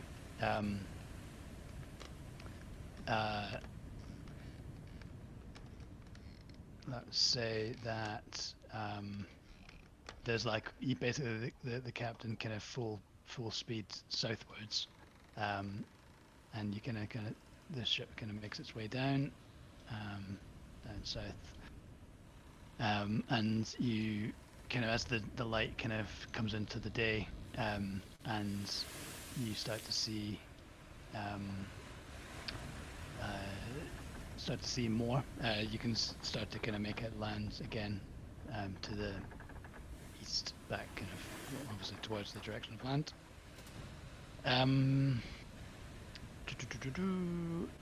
At some point, so there's a lot of kind of repairs and things that are happening. The guys are, again, the crew's running around, the captain's directing them. He's not kind of moved from the helm this whole time. And at some point, there's this kind of like shadow. I'm assuming you guys are kind of still on deck at this point after, you know, an hour or so. There's like this shadow that kind of looms over Carthos, and again you feel that feeling of someone grabbing you again, and maybe one of the other guys sees this turtle kind of coming up behind Carthos and kind of picking him up again effectively. Oh, hey, big guy.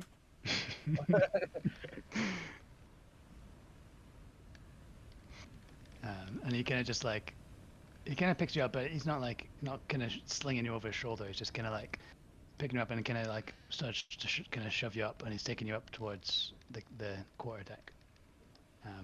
Unless any of you guys want to step in. I think Errol is going to be more of a watcher in this. He's doing what, sorry? At least for now. He's trying to drag out Carthos somewhere. You're muted, Craig. He's kind of like picked him up and kind of starts trying to like shove him. Again, not throwing him across the deck, but he's not like leading him by the hand either. What Sorin wants to do is basically go and sort of sidle up to them and just be there as a second person. So he's not going to try and do anything, but he's just going to be like... Yeah, right there. Obviously, like not quite right on top of them, but close enough that he knows that I'm there on purpose. That sort of thing. Sure, okay. And Errol would kind of be, I don't know, maybe 10 feet away, kind of just staying up with it, you know, but not really doing anything quite as abrasive as Soren. Okay. Yeah, so that's fine. He kind of grabs you and grabs Carthos and kind of shoves him on. And Carthos, assuming you don't want to, resist too much. No, I think he'd be more kind of amused by this all. Yeah, yeah. So it's like, well, okay, fine. And I think Yeah. that's kind of the same attitude Errol would have. Like he's kind of amused by it, but he's also like a little on edge about it, because he doesn't Yeah. know what's going on. Sure. And you, Errol, you kind of get the sense there's like a few. It's not like they're being a bit intimidating, but there's basically like 3 or 4 guys maybe that are following as well, just kind of behind you, and they're just kind of like just kind of there again, kind of almost what Soren's doing, but from the other side. So they're kind of like just following along behind you. They're not like they're not kind of pushing you on and urging you on. They're just kind of following, but you kind of notice them as Carthos comes up, and the turtle kind of again gets you by your shoulders, Carthos. Just puts you by your shoulders and kind of just as he gets to the helm where the captain is, and just kind of holds you there and kind of maybe pushes you down onto your knees. Yeah. Um, I just look and say, you called, sir? the captain, there's like no humor in the captain's voice, and he's kind of looking out to the it's kind of like north, kind of west now, back to the memory of the storm, and he kind of looks down at Carthos and kind of he's kind of looking at Carthos's eyes, obviously, and just kind of like leans in close and kind of maybe holds your chin and kind of looks like turns it side to side, maybe looks, and as kind of Soren, you assuming you're kind of like there as well by his side, he's kind of looking at you, looking at your eyes, and obviously not seeing the same resemblance, and then also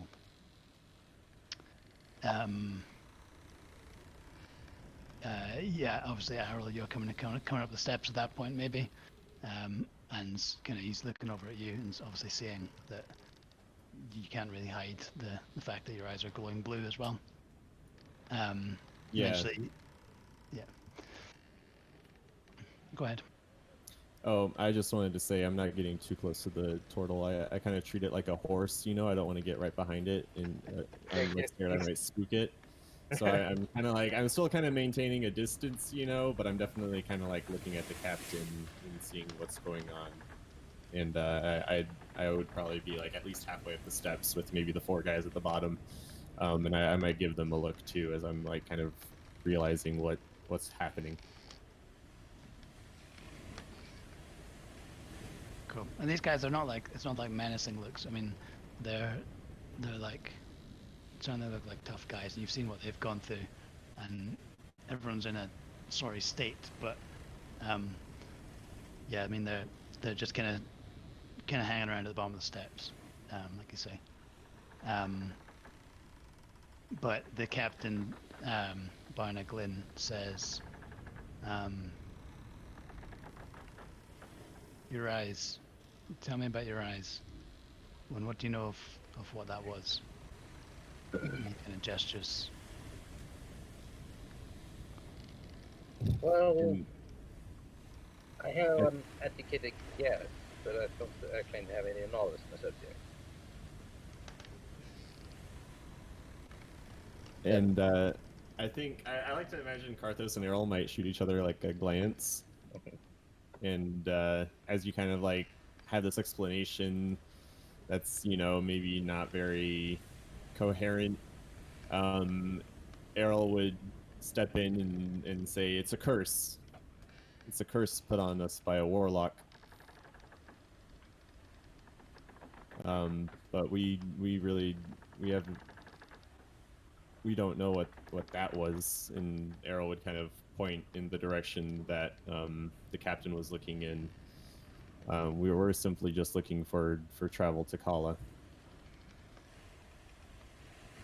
Okay. He says, it seems to me that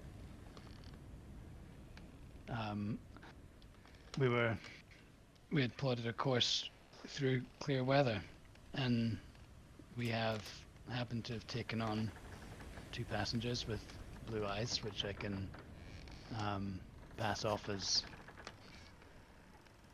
an anomaly. And then that happens, which happens to be the same blue. It seems too much of a coincidence. I'd be interested to hear your guess of what that was. Educated or not. As I already pointed out, this kind of connects to something we guess would be connected to supernaturally to warlocks of that caliber. I'm not completely sure what has happened to us, and I sincerely doubt that anything that happens to us is caused anything else is the storm. But I wouldn't be surprised if it was the same power that was behind it. And I think Errol would step in and kind of maybe help Karthos along and be like, if I had a guess, I would say whatever magic was being used out there probably was the same magic that turned our eyes blue, but our eyes, we haven't been, followed by bad luck or anything, I don't think the storm followed us. I think, they might just have, the same origin or the like, and Errol is not very good at talking, and it's coming off very clear right now as he's kind of like stumbling to like, because obviously they're so similar, it's hard to not think they're related, but so he wants to kind of acknowledge that, but he also wants to kind of say like, it wasn't us, and obviously we tried to do everything we could to help the ship, and I think Sorin would kind of notice that Errol was sort of fumbling, and he would say something to the effect of,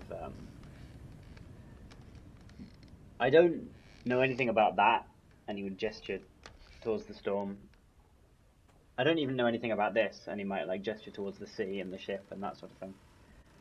But I know these are good men, whether they know it or not.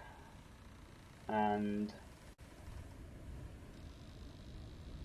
I don't think they would have caused this, at least not if they could help it. Yeah. I can do some checks to see if there's anything untoward going on, but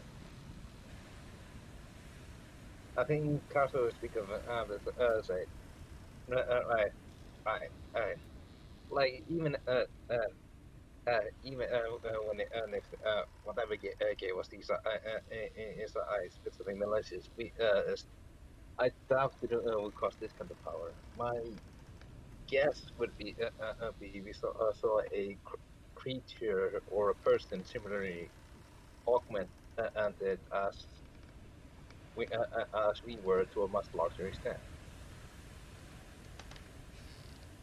Okay. I want like persuasion checks. I don't know. I don't think there was. I was going to say deception, but I think it's shifted into persuasion now. Yeah. Well, I think Arrow is definitely playing a deception, but I'm kind of trying to, not disregard what he's saying, but No. also not Just speaking any lies. Yeah, it's And- cleverly worded. And Sorin in this instance, Sorin is being truthful and trying to be persuasive, but I think Sorin, because of his like face and his scars and stuff, and he's so unusual looking, I think just looks very shifty. And I have disadvantage on persuasion because of my scars, so I'm not like Sorin might be saying the best things, but because he looks shifty, it's not really helping. Okay. So. But I think I don't know how it would works in the world in terms of like if spells have names and things, but Sorin can cast Detect Evil and Good, and he would offer to do that to Captain Glynn to see if it would be useful.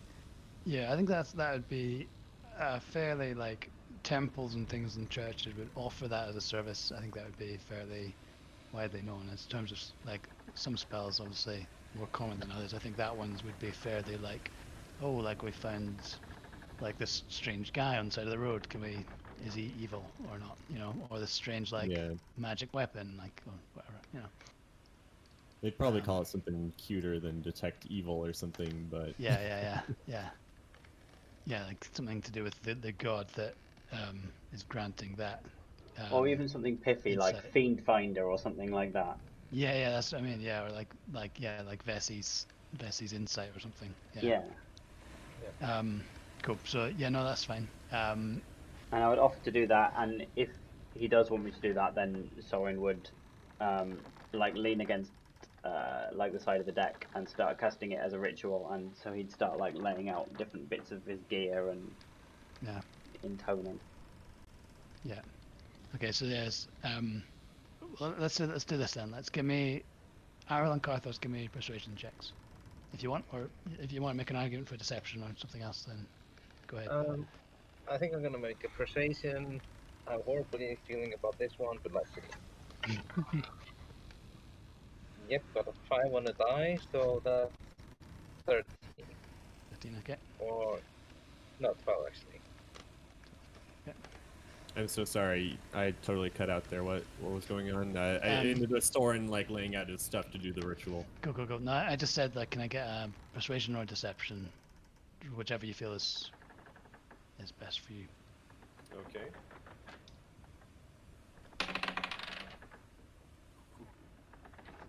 Uh, 23.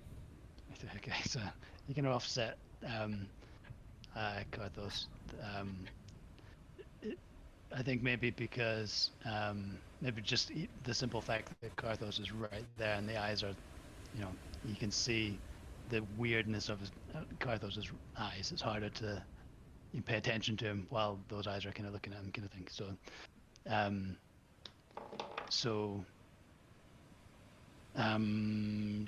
Yeah, that's fine. That's good. And then as the captain says to Soren, he says, "This is not a question of trust. I don't know. I do not know you 3, 4. I do not. You do not know us. You know nothing of our business, and we know nothing of yours. It's simply a business arrangement. It certainly would ease the concerns of some of my men if we could get a confirmation on these two. There is obvious questions being asked by some of the crew. And the spell, like, I would like cast the spell, and I think, I mean, rules wise, the spell isn't the old detect alignment spell that was in Pathfinder. I can't like tell him the alignment of somebody. But maybe the crew might not know that, so it might, like, you know, as far as they're concerned, I mean, maybe like the captain would know that I wasn't finding out their alignment, but maybe the crew might be like superstitious. I don't know. So what does it do? What it does do is tell me the existence and location of any aberration, celestial, elemental, fey, fiend, or undead within 30 feet of me, and would tell me if there was any consecrated or desecrated ground within 30 feet of me. So you could basically like confirm that we're not demons. Yeah, confirm there's no demons about, there's no, that sort of thing. That's what I'm actually doing. Cool, okay.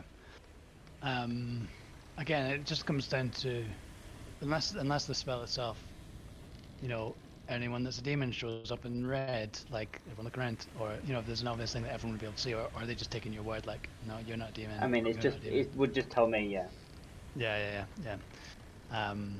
So, yeah, again, they're kind of taking your word for it, but I think the captain, like, as you start to kind of lay out things for this spell, some of the crew kind of step back, and some kind of like step forward to go and try and stop you, and the captain kind of like holds up a hand and stops them, and just lets you continue to run out the ritual. Obviously, takes a few minutes.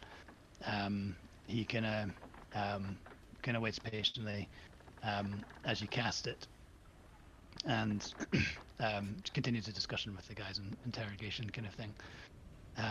And as as you conclude, then you've kind of obviously feedback, and he just kind of watches you, and he's obviously trying to read you to get a sense of like, are you lying? Why would you lie? And that kind of thing. But I'm not going to ask you. There's nothing. Well, yeah, yeah.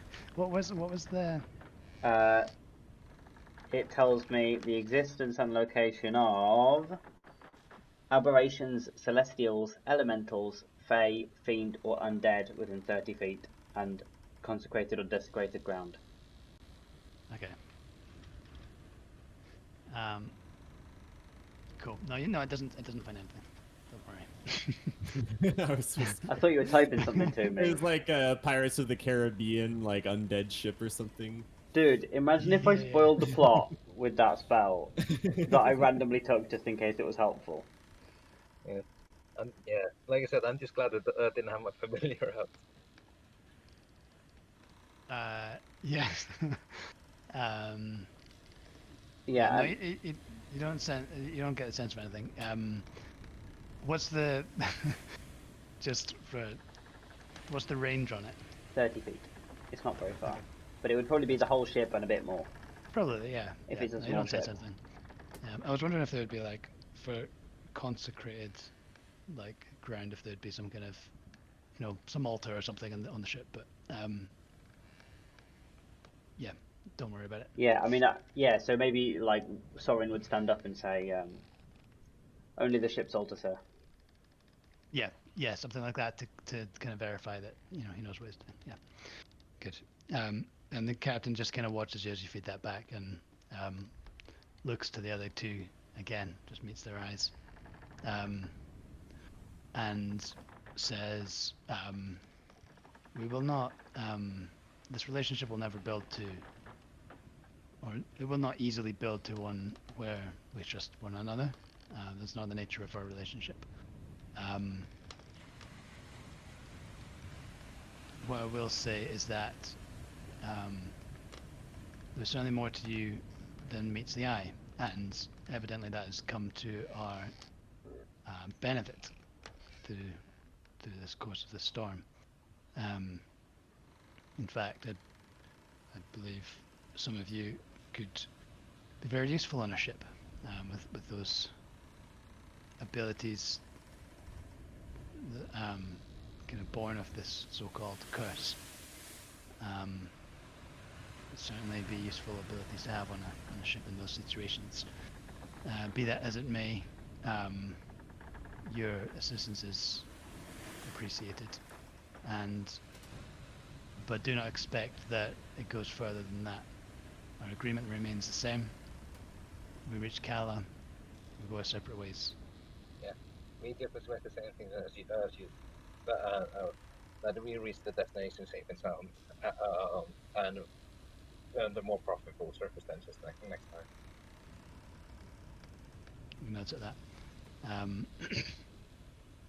The captain kind of like waves his hand, gives a couple orders, and there's like you get a sense without realizing it before, but you realize that there was a kind of stillness to the ship as this was going on. Like most of the crew had stopped and had kind of been shifting closer and listening in and kind of trying to find out. And you see like some of the guys are like obviously still dissatisfied and kind of distrustful towards you guys. Obviously with the eyes, it's an obvious kind of connection to make. There's no open kind of confrontation, but the crowd, the kind of gathering starts to disperse. Yeah, and I like to imagine there's kind of like a awkward silence or something after this, and Errol would turn around and be like, "Now where's my keg?" And try to not liven it up a bit, but kind of go back to normal. Yeah. Build back the camaraderie that was briefly shared. Yeah. There's a shout, and then someone kind of launches something your way, and this kind of like keg comes like spinning like a football throw, like chucked through there. And you kind of catch it, and there's like laughter as like you can like shake it, it's like emptied. There's like a few laughs roll out. So yeah, yeah, but you get your kickback, albeit an empty one. Yeah, and Errol would laugh along and put it back in his pack. The turtle kind of looks to the captain for confirmation, steps back, and just kind of like stands to like attention, almost like kind of hands kind of behind his shell, and just kind of lets you get up, Garthos. I gotta drop it. I look around. Well, was there anything else, Captain?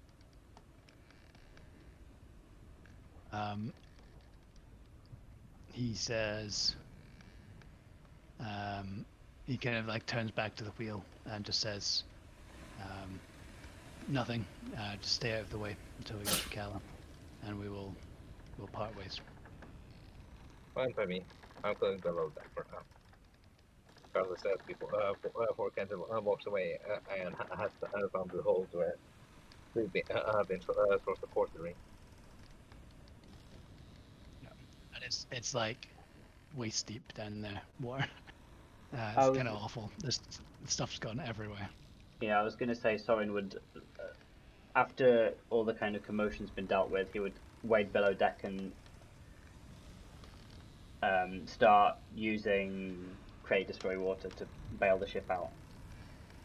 I'm like also checking for holes, and if there are holes, then I think Sorin's like okay with woodworking. He's had to do a lot of it to like build tents and stuff, so he would be kind of patching stuff up. I don't have access to like nails and stuff, but No, the crew do. You see, sorry, when you go down there, you see that they're already kind of doing that. They're kind of patching things up. There's like just kind of nothing major, but just little things that they've been moving things around, patching things up, and they've not managed to actually get rid of the water. There's a line of buckets that they're kind of trying to do that, but yeah. So obviously- I think my approach would be like I'm going to count down from 3. I'm going to get rid of the water. Then you patch up the hole, and like that would be yeah. my plan for the situation. And I would be like 3, 2, 1, and there's a verbal component, so I don't know like what magic words he says. I imagine it's not abracadabra, but it, 3, 2, 1, abracadabra, and then empties all the water out. And I don't know how many times he would need to do that. Probably not that many times because it's a 10-foot cube that he can get rid of water. So I don't know how many spell slots he would want me to mark off for doing that. Let's just say like a couple for doing repairs, and then 1 generally for a clear up, if that's okay. That'd be 3. Yeah, okay.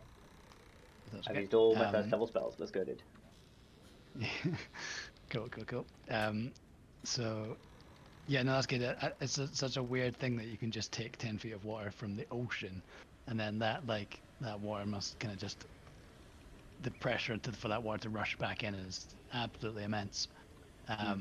But they managed to kind of patch up the ship as best they can. It's probably going to kind of limp into port, but it's fine. It's been through a lot, but I just want us to have dry bunks at night. yeah, I mean all your stuff's absolutely soaked, but as you kind of go through, the last room you get to is the kind of area that you were in, and just kind of sweep it, and the moisture just disappears, and it's back to normal. The fine desk as well, just kind of like you open a drawer and it's full of water. You managed to, there's like crabs and things rolling about. But you managed to get it all dried up and back to normal. And Sorin's natural with animals, and I think he'd be very like interested in the crabs. Oh no. I'm not going to there's no talk to the crabs. crabs, Why did Craig. I say that? I'm not going to talk to the crabs. Don't panic. But that would cost me a Okay. spell slot, and I don't have any. But Thank God. yeah, I think he would sort of like pick one up. Like maybe he would get snipped by one, and then sort of work out what he's doing. And Yeah. I think the last time that there was crabs, beneath Grey Point there was that secret tunnel, and then that same place where that like hag thing was. There was that wall of like crabs. oh god, yeah. That was quite cool.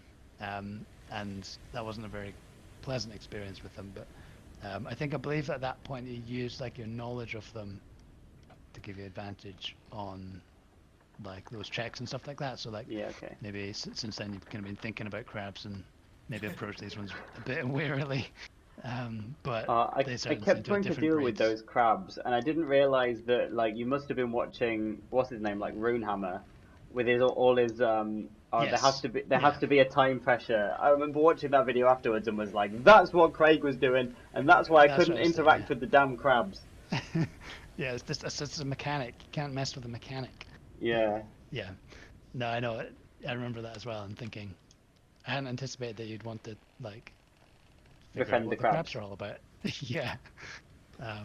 But no, Yeah. that I mean, was you could have said to me like, mechanically speaking, you can't do anything about these crabs. yeah, yeah. I think that I've just been straight up about it. I was trying to like Yeah. explain it away. There's just too many of them. But these are certainly nicer crabs. They're not immediately trying to destroy you.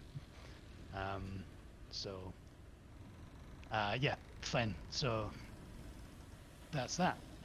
That's taken you like obviously most of that night, and it's obviously come through, and it's dawn has come and gone, and the ship sails away to the south.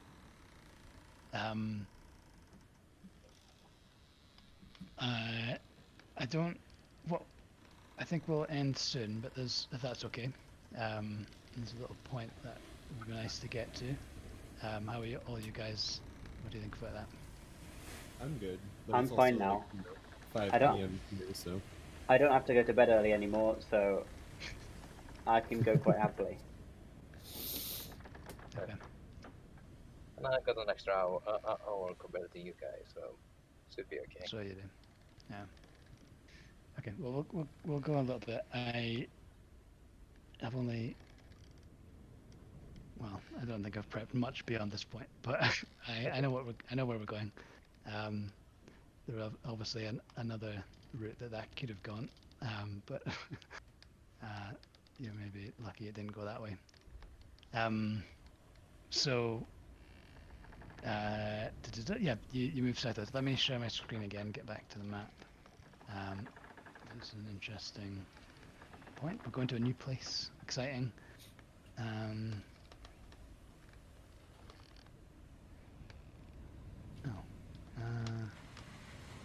Where's my left screen?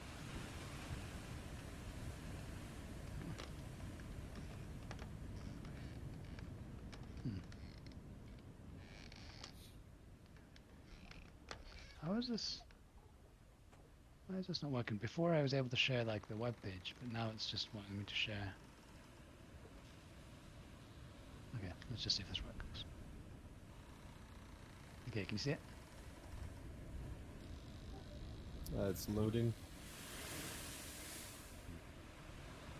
It did this last time, though. It might just take a That's little bit. For it to- I'll just give it a minute, yeah.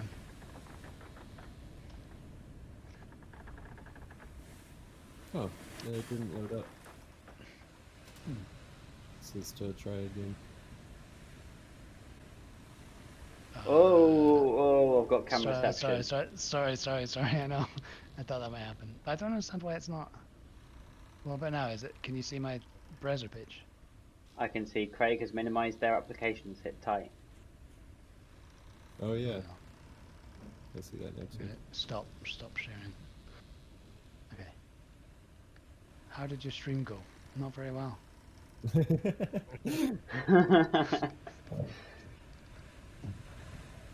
I don't want to give you feedback. Go away. Okay, so how did that? I clicked on that. Oh, there it is. It's appeared again. Okay. Right. Can you see it now? Whee! Huge success. It's not The letting me- Ashen Albatross. Yeah, that's the name of your boat. Oh, cool. That's not your boat. Not yet. It's mine now. Not yet. Not yet. You might The steal DM it. just gave it me. You guys have a history of stealing boats. So. Finders, keepers, losers, weepers. Just a darkened spell and a few like thorns. That'll be yours in a minute. I can't see it. That's it. Unfortunately. You still can't see it. I think my connection's just bad or something. The I'm surprised if Internet's your connection's taking bad, because your time. video's coming through decent. Yeah, it's Better than Yeah, Craig's it's anyway. strange. It worked earlier. It says it's My paused video- now. Yeah. It is paused now, Strange. yeah. Oh, sorry, it's because I've gone back to the other screen. Yeah, so let's just have a chat about this kind of southern part of the coast. The albatross comes down to here.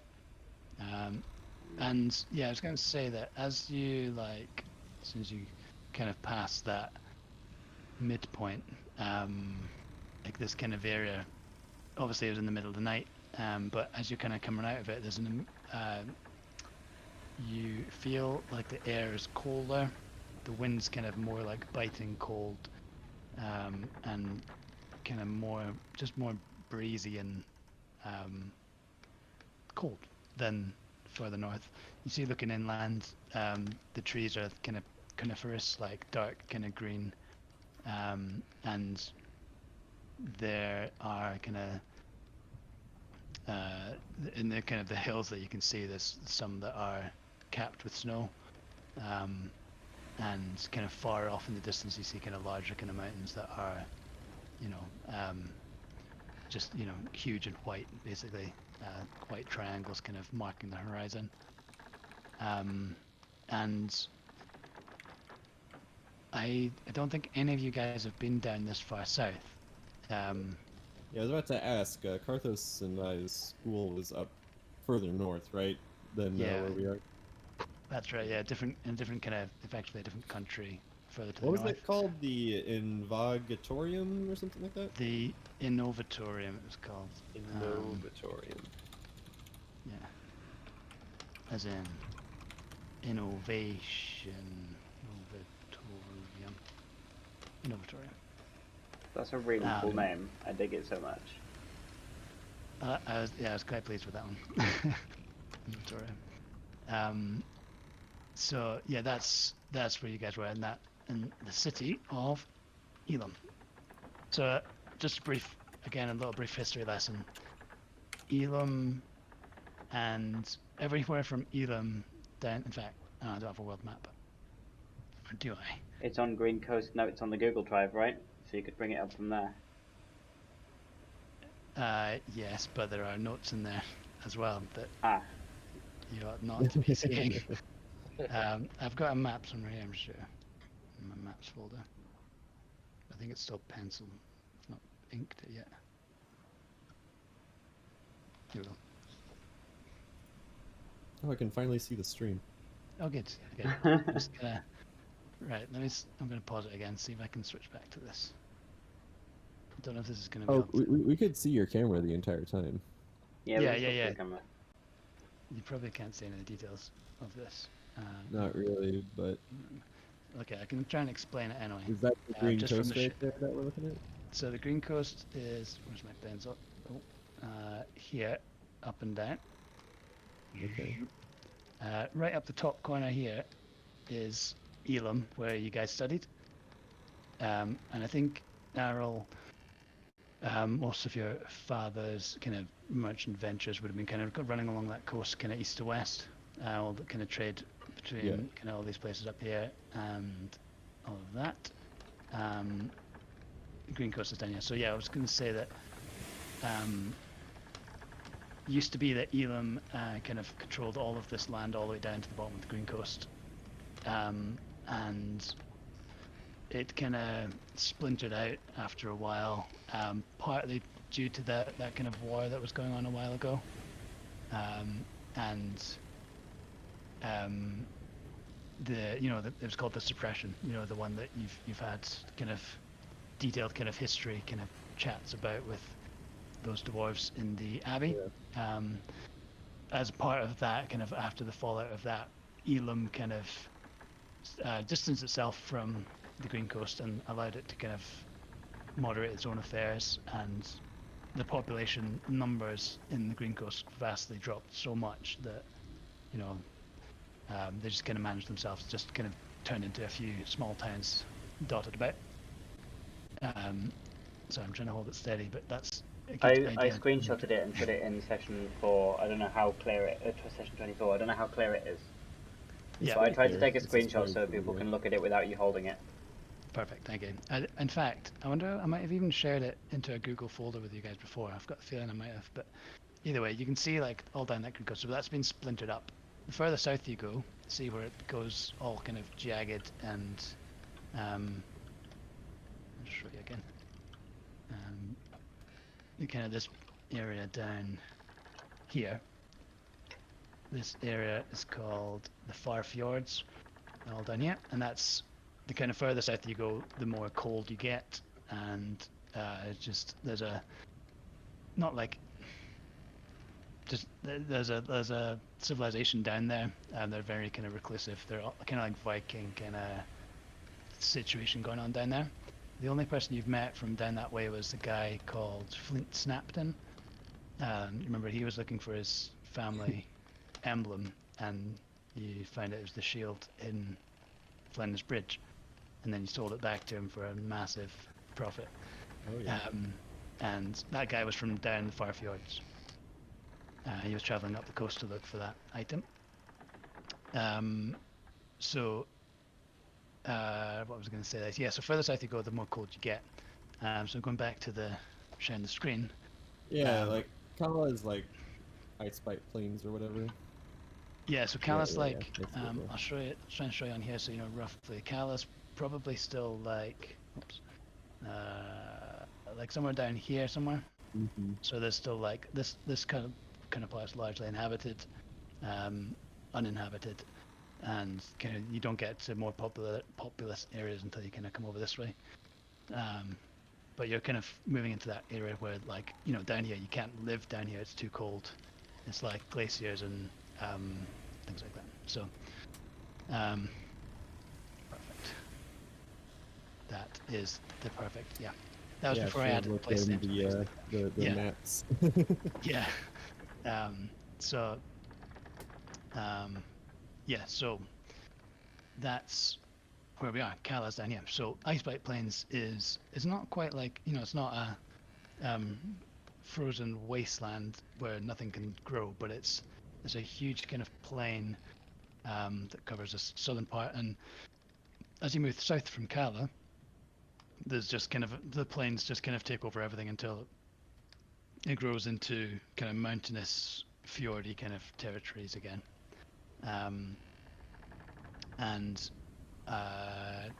These kind of forests are the last kind of large kind of forests of the area.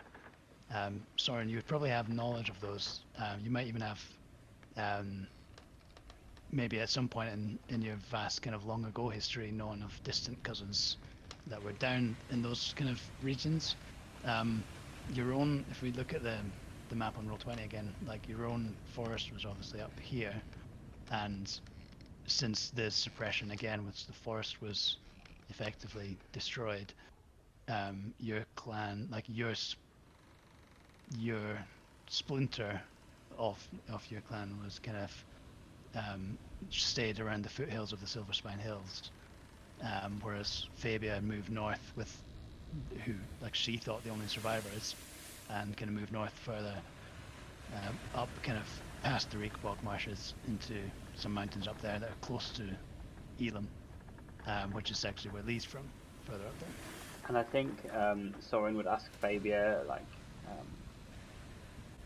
do you think any of our cousins are still alive here? I haven't had contact with them since the you know. I know. We didn't even think that you guys were alive, so anything's possible. I had hearing that Kala was where our path may be headed. I dared to hope that perhaps we may find some of our kin down this way, but a hope is all it is at this point.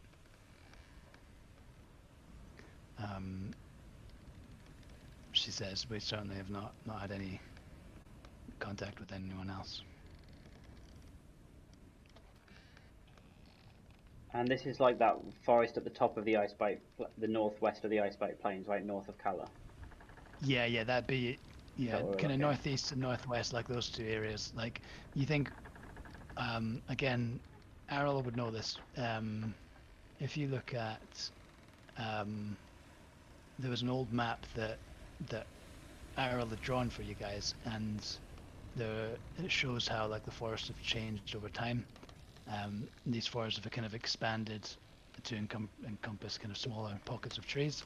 So you know that, kind of discussing that, you'd know that these areas would have been smaller forests, smaller kind of pockets of civilizations perhaps, and it's all just kind of expanded and overgrown. Again, these are kind of more coniferous kind of trees that are perhaps less like habitable than the ones that you were used to back in your kind of early days. But obviously, And I think I would have the thought maybe aloud to Fabia, like, hang on, Arrel and Karthus are bookworms. Maybe they know. And I would go and ask, like, whichever one is the nearest, like, do you know if there's any elves in these woods? I think Errol and Karthos would be kind of together, and maybe we'd look at each other and do our full neurotic, neurotic synergy to kind of, talk about it amongst each other. Dwarves are more Errol's forte, but obviously we would kind of have like a general understanding, I think, of the world. Well, I guess we'll need to find out. Yeah. so yeah, going to a straight history, yeah. Go for it. Ooh, I got a 26, so I think I would know quite well the elf sort of history here. Yeah, I think I got 17, so yeah, it's better. Okay. No, combined, like, I mean, you guys have a good knowledge of pretty much all the species of the area. I mean, Karthos, you'd have been looking at it from a general studies point of view, and like maybe like an anthropology module that you had to take, kind of thing. Whereas Errol, you would have been looking at it from your kind of interest in dwarves, and Yeah, I was about to say maybe they had some sort of interaction or something, and yeah, well, you know that obviously this was once a kind of prosperous dwarven kingdom. This whole kind of region, spanning all the way from the top of the Silver Spine Hills all the way to the Silvermelt Loch, and you know that there's been like this was kind of pre-suppression era. This was you know that there was like there's records of there being kind of wild elves in the forests to the south of the loch that the dwarves had dealings with, not necessarily like like confrontational situations, but like just they're mentioned in the kind of the annals of the dwarves. kind of just occasional that's right. trade, occasional conflict sort of a thing, Yeah. but not like an all-out war or anything. Yeah, just kind of keeping its distance and like a mutual kind of respect of each other's boundaries and things like that. The dwarves, the dwarves like flooded the Silvermelt Loch a little bit. There was like used to be a kind of series of little lochs, but they dammed it at that location called Silver Falls. I've stopped sharing my screen, by the way. I just wasn't sure if it was slowing things up, but you can see in the maps channel, there's a PDF, you can look at that. That area called Silver Falls is like a massive dam, dwarven dam, that and it kind of flooded all the things together. And there was let's say there was like some obviously disagreement between the native species of elves there at that time. It's obviously kind of ruining the ecology of the land and all of that stuff. So yeah, that you certainly know for sure that there was. In terms of post-suppression, you know you've obviously heard the rumors of the peoples called the Ash Fallen, and they are like these almost like legendary like figures that that have somehow, they're almost like don't know what the word would be to describe them, but like almost ghostly kind of figures that people kind of see and but don't, never interact with. Nobody's really spoken with them, but they kind of hang around anywhere that was affected by the fallout from the end of the suppression. The impossibly kind of large fires that erupted from the Silver Spine Hills. Anywhere that was kind of scarred by that, is said to be somewhere where the Ash Fallen dwell. And you know that you'd probably suspect that any elves that had survived that situation would probably be those Ash Fallen figures. That that area to the south of the loch wasn't affected so badly as Soren's area was, but there are certainly like sources that you think there's sources that mention like Ash Fallen or people like it from down that direction, that would suggest that there are folk down there that are survivors from that era. I mean, obviously there were settlements all over this, the Green Coast, from north to south.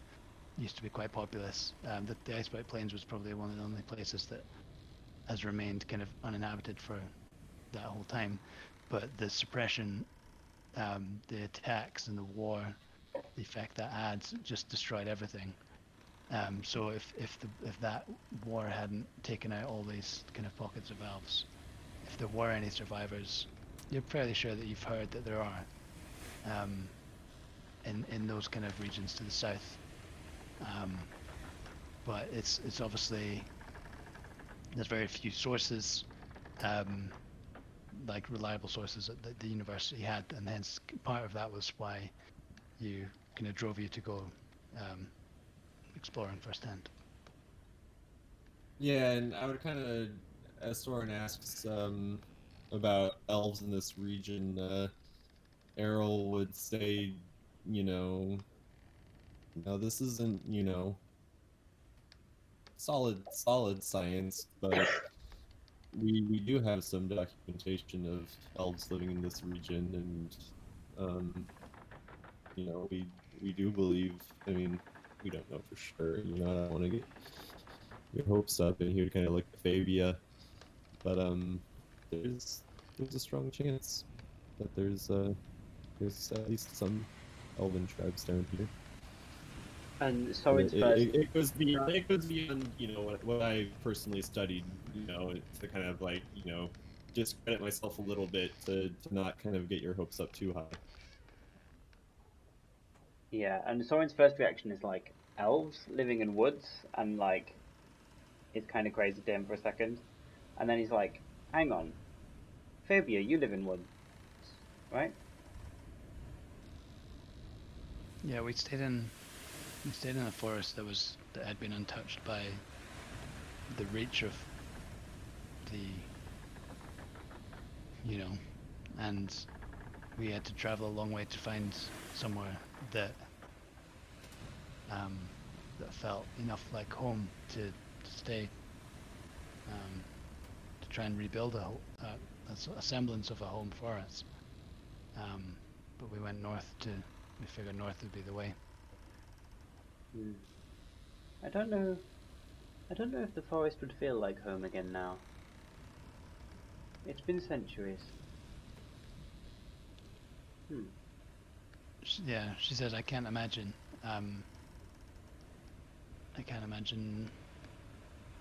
Even now, I feel a draw to be amongst the trees. I can't explain it more than that. I do not know Must have been awful. Must have been awful. When all of this is over, we'll go explore together. Okay? When all this is over. She smiles and says, "Yeah, I'd like that. And perhaps we can find others that have been that have been lost and bring everyone together." You can come, Errol. You can complete your texts.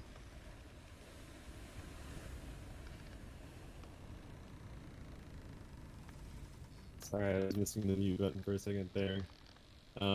Errol would kind of smile at the idea and then say, "It's tempting.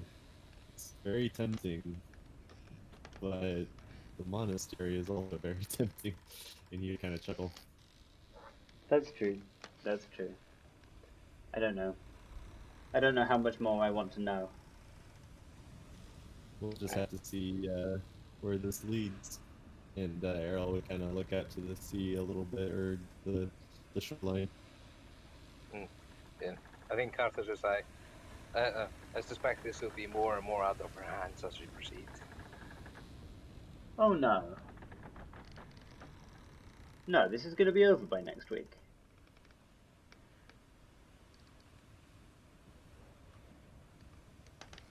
This may be, but we don't have any trouble with finding trouble, do we? I don't know. I've never looked very hard. I know it sounds strange. I know we've only really known each other for a couple of weeks now. It's felt like years.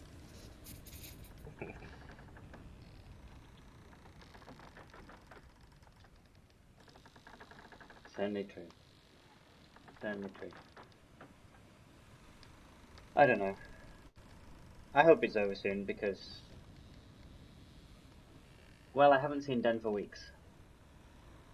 I'm sure she's fine. But, anyhow. And he goes kind of awkward. And he starts kind of, ambling over to the side and like looking out into the distance.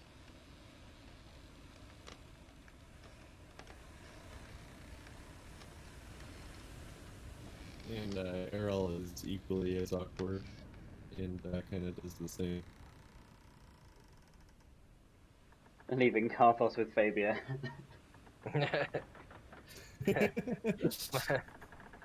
Yeah, I think Carthage should take out the bucket, draw out the flash that he took from Arrow a while back again, and hand it over to her. Yeah, she'd certainly take a drink if there's any on offer. That needs to be a new item, the never emptying flask. Yeah. Well, I was going to say, I mean, this city, Kela, is certainly the largest that you guys have been to since we started playing. The only thing it is a city you've been to, obviously the fishing village of Eagle's Rest, the town of Greypoint, which is slightly larger. You've seen Flannan's Bridge, which was obviously an immense city in its day, but has been reduced to nothing but ruins. But Kala has managed to maintain, its size and population. It's the further, like the southernmost settlement that kind of that might have helped in its kind of survival through the suppression. But I think, again, if you guys want to roll a history check just on Kala in general and see what you guys know about it. I'm going to roll as well just because I'm old and I might have known when I was a kid. This is an old city, right? Yeah, it's old. This pre-suppression. Yeah. Oh, I don't know anyway. I get 7 plus 1. Okay. I got 9 in total. My dice was about to fall off the table and it barely did, and I wish it had because I rolled a 3, so 9 total. Okay. So we all know as much as each other. Yeah. We've got 2 history boffins and someone who's lived in the dirt for 600 years. This place is just a mystery. But I guess in a way, like it's so out of the way, and you would never. The thing about Kala is that it's basically you guys would know, probably Errol most of all would know. It's basically run by like a council of like merchants that everything going you know, either north or south from this point comes through Kala, and there's a fair amount of trade with far fjords. There's resources down there that can't be found anywhere else in the world, and vice versa. So, you know, there's a lot of traffic. Certainly, not so much at this time of year. This is probably the last of the ships that we'll see coming through. But yeah, the certainly you know, trade is the main kind of economic driver for this city. Yeah, you can't think further back. You feel like there's something significant about Kala and the Icebite Plains, and potentially Arctop as well, in terms of the history of the suppression itself. You feel like there's something significant there. It's just not coming to you. You need to maybe find somewhere in Kala that you could do a bit of research and find out a bit more about it. It's probably niggling at you, like history guys, that it's not kind of coming to you, and it's just, you know, there's something there that you can't quite get. Yeah, I'd like to think Errol probably didn't study Kala a lot where he was, and obviously he was so far north, Kala didn't really, you know, wasn't really much in his life, but all he does know about it is like his father probably had like some strong opinions on it, being a merchant and knowing that it's like a merchant, you know, based economy or council or government or whatever. And I don't know what his opinions are exactly at this moment, but he probably had strong opinions, or, you know, said the name Kala every once in a while. Yeah, I'd probably even say. I was going to say, I think maybe you wouldn't even have realized, since you haven't like studied it or anything, you wouldn't have realized quite how old it is until Soren's like, oh, I remember that name. Yeah. Yeah, and just kind of like you connect the dots, like you kind of all realize that it survived that awful period. Even Eagle's Rest, I mean, it only popped up, you know, maybe 100 or 200 years ago as like a convenient fishing village location. It's not a particularly ancient place. Great Point survived in some form or another, but there's nowhere that wasn't affected by the suppression. It just seems that Kala somehow seems to have survived.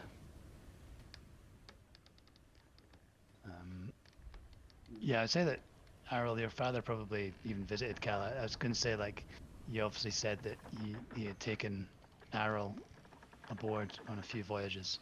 It's just whenever he would have been going south, it would have been, you know, days and weeks of a trip. Right.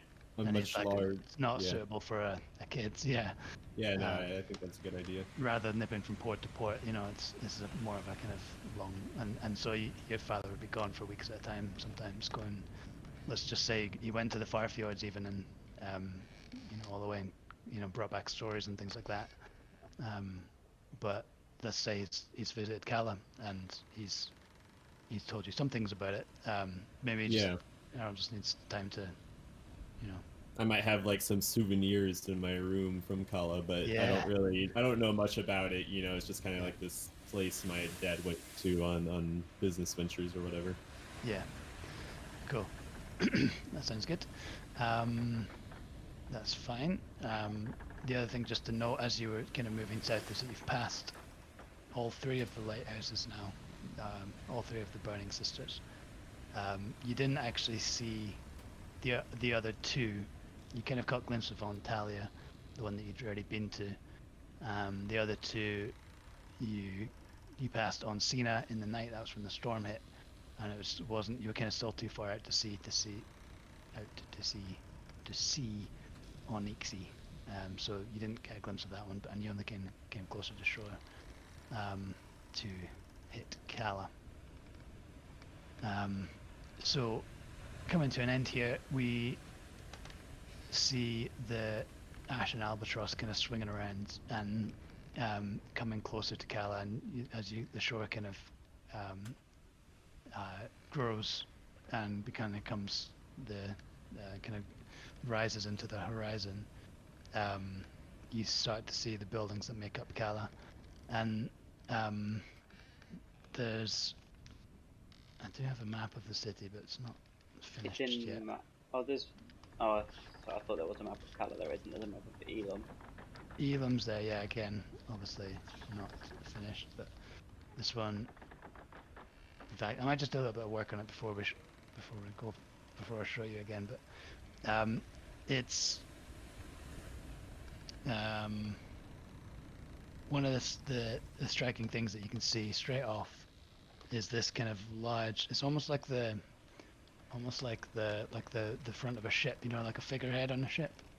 But there's this kind of like large statue, and it looks to be like pure white, like maybe from marble or something. But and it's kind of like reaching out to the sea, out to Vesi's ocean, and it's like the primal forces don't really have like a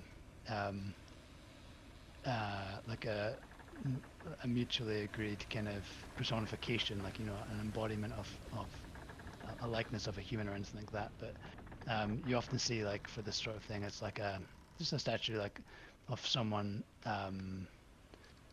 It's like a female figure, like kind of embracing the sea almost, in like praise to the power of Vesi. And that's kind of like reaching out from the city, like reaching out to the ocean. It's like this tall, like maybe. Is it kind of like the statue in Rio de Janeiro? Kind of, yeah. That and kind of Statue of Liberty, but kind of just kind of reaching out to embrace. I'm trying to think, but it's kind of like coming like out of the cliff as well. Like the kind of city is built up on a series of kind of high cliffs. And kind of from that white, kind of bright, huge statue, it's probably not as big as the one in Rio, but yeah, it's certainly the first thing you notice. And it's almost like a welcome home to the ship as well. The sailors kind of grin to see it, and you know, it's always a welcome sight. But you see, as you kind of come closer, you see that all the buildings in the city are the majority of them made from the same kind of white material. It's almost like they're all made. It's like an illusion that they're all made from marble. You see that it's just kind of this bright white stone that's obviously, you know, can be mined nearby. But it's just an impressive, like, it means that the city is almost kind of like shining from the reflection of the sun on these bright buildings.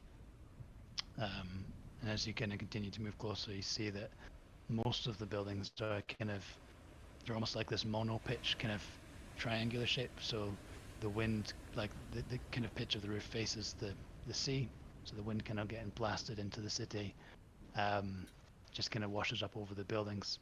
And so the roof of the building sometimes comes down to near enough ground level. So there's all these kind of strange kind of blocks of housing and buildings that are kind of almost like fins, almost kind of jagged shapes, just like an interesting like architecture that you perhaps you wouldn't see further north, where the kind of weather's not so harsh, if you know what I mean. So there's kind of the conditions have driven this interesting like design on these buildings, and there's towers and like other things that punctuate the shape of the city, but it's just like an interesting point. And the captain navigates the ship around into like a kind of more sheltered bay, and you see kind of a large like port, kind of much bigger than whatever there was at Grey Point, but kind of a busy. It's still busy. The ships that are there look to be like kind of bedding down for, like, you know, the winter months. They've all kind of, all the masts have been stripped and things like that. But yeah, and you kind of start to move closer, and you see like the majority of the city is like built out onto this kind of outcropping of cliff rock. The port, as you come into the port, you see that you can climb up a series of steps and things to reach the city proper. There's warehouses and things like that lining the dock side. But it seems already, from what you can see, a fairly busy place. And for once, there's nothing's destroying buildings. There's nothing on fire, and it seems relatively nice. What's the climate like right now? Like, what's the temperature? Yeah, so cold. It's cold. It's much colder. You feel like pulling your clothes about your cloaks about yourselves. It's not snowing, but you feel like it could at any minute. Again, you see like it's grey and white, and like the landscape's very kind of dull. There's not much green around, and there's that kind of constant wind and cold. Is it just rocky, or is there like snow on the ground? It's just rocky, really. You see like little pockets where snow's kind of tucked away, perhaps like early signs of winter. Like it's kind of pocketed into little cracks in the rock that the sun's not managed to melt. But the city itself is it's clear of it. Yeah, that's certainly from the view from down there. It's not like there's ice in the water or anything like that, but you wouldn't want to go swimming in there. And yeah, that's Callum. Sweet. Right. Yeah, Errol's definitely interested in the architecture. Soren is like weirdly caught between the kind of rocky ground outside Kala looks really familiar, that looks like home, and then Kala looks so unlike home, like the most unlike home, or maybe kind of equally to like we've been at sea, but the city looks equally not like home as the sea does, if that makes sense. Yeah, I know what you mean. So you think coming back to land there'd be some familiarity, but it still seems alien. Yeah, it's like the city is a crazy kind of idea. Yeah. And I think like the busyness of it. I mean, it's a city. There's a lot of people going about. Much busier than Grey Point was. Must be jarring to someone like Soren and Fabia. What I will say as well that Soren notices, obviously, the reason for coming to this city. There are some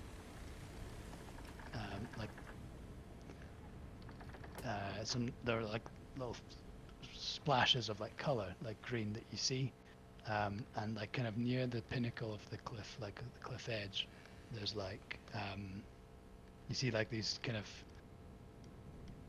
it's like almost looks out of place, like you'd expect, like, you know, pine trees, spruces and things like that in this kind of environment, but it seems to be like these nice like rounded like deciduous trees that probably have some kind of like some very distant memory of the forests that you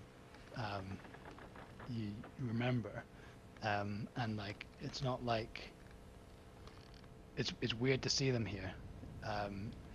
All you're seeing is like the crest of the top of the tree, here and there, and I don't know, it just catches your eyes and it seems out of place and seems to trigger a memory. And if you look at Fabia, you see that she's kind of sitting up and watching as well.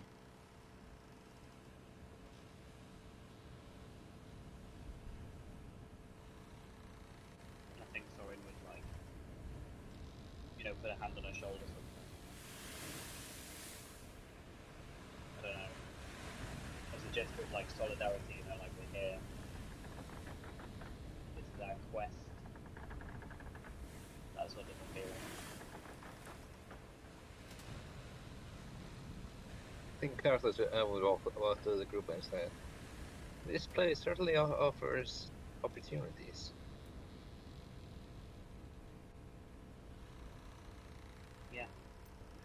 Yeah. I well hope so. Yeah, Wait, I'd you just mean money? say. Errol grew up in a very metropolitan sort of area, so this would kind of, feel more comforting to him than probably anywhere else on the trip, even though there's the bizarre architecture and the bizarre climate or something. Just the hustle bustle of the city, I think, would be kind of comforting to Errol.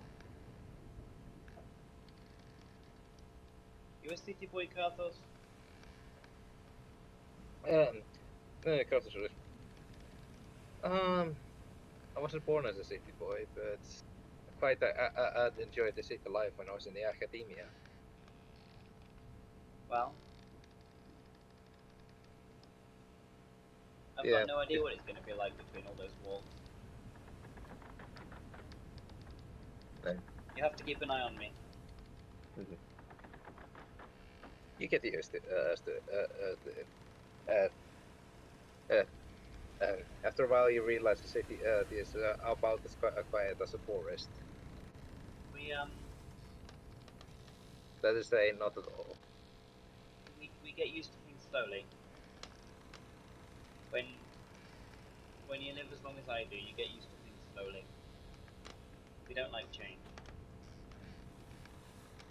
The exception. I'll do my best. Yeah. And as you have this sort of, exchange, Errol would think back to his mother, who is an elf, who was kind of out of her element in the city that Errol came from. And I don't know, maybe you look at Errol and kind of notice his more elven features mixed with his human features, as he's kind of just staring at this city, not saying anything. Yeah, I think maybe Sorin would notice that and would maybe kind of in like a fatherly way, flick his ears, like his kind of pointy ears, and be like, "What about you then? Dad's an elf, Mum's an elf, Grandpa's an elf, someone's an elf. They live somewhere like this?" Oh yeah, my mother. She never really quite got used to the city. That doesn't surprise me one bit.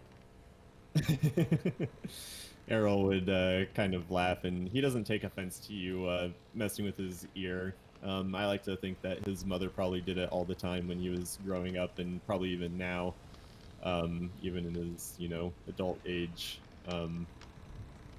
It'll kind of bring a smile to his face thinking of his mother back at home as he kind of looks at the sea, or at the city. So you'll look after Fabia then? You're used to it. Not sure about that, but I do know my way around a city.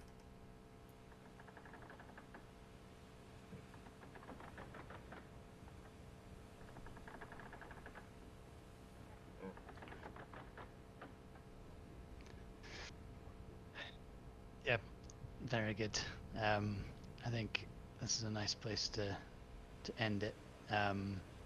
What we'll say is that you kind of come around into the docks and kind of curving away from the city, kind of moving southwards. There are these kind of stepped kind of cliffs, and into them you see there's various kind of carved archways, caves that lead inside. So it's kind of pocketed full of holes. I think either of you would know, probably all of you would recognize that kind of architecture, I guess you could call it, interacting with natural rock formation as some kind of fairly significant place of worship for the the earth elemental force known as Talam. And they kind of worship, it makes sense, they go in under the ground to worship, that kind of thing. So that's obviously the tie with dwarves and such, but there are kind of ways of doing that kind of worship that involve how these kind of caves are formed from natural kind of rifts and things like that, and you kind of recognize that as you're moving into kind of Talam's territory. The more south you go, the more mountainous, and this is Talam country, as opposed to Vessi so much.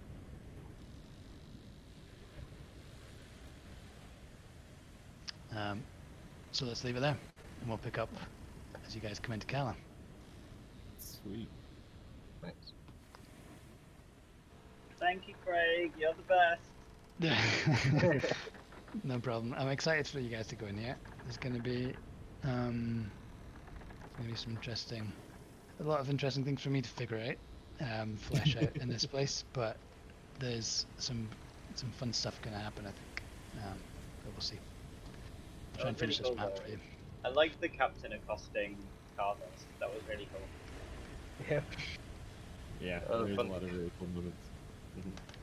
Yeah, it had to be done, I think. Had to be done. Yeah, did I mean, well. I was trying to think if Sorin would broach that, and it made my life much easier than somebody else. Yeah. You said you have another group that's also running in this setting, Craig? I have like little bits and pieces I've got. Everything else I do is play by post, so there's little bits and pieces going on, yeah. Are they in the same region, or are they somewhere totally Different other- region. Yeah, I wanted to just, part of the reason I wanted to run the game was just to flesh out a different part of the world. Yeah. It's a place like, it's a place called Talam's Reach, and it's like the northernmost reach of Talam's kind of territory. Like one of the mountain ranges stretches all the way up northwards, and there's like a community of like dwarves and like a history of like the classic like gnomes versus kobolds kind of battles going on in that kind of region. And again, it's kind of in the aftermath of one of those wars. An interesting place. Sweet. You never know, you guys might end up there. You know, Someday, knows? maybe.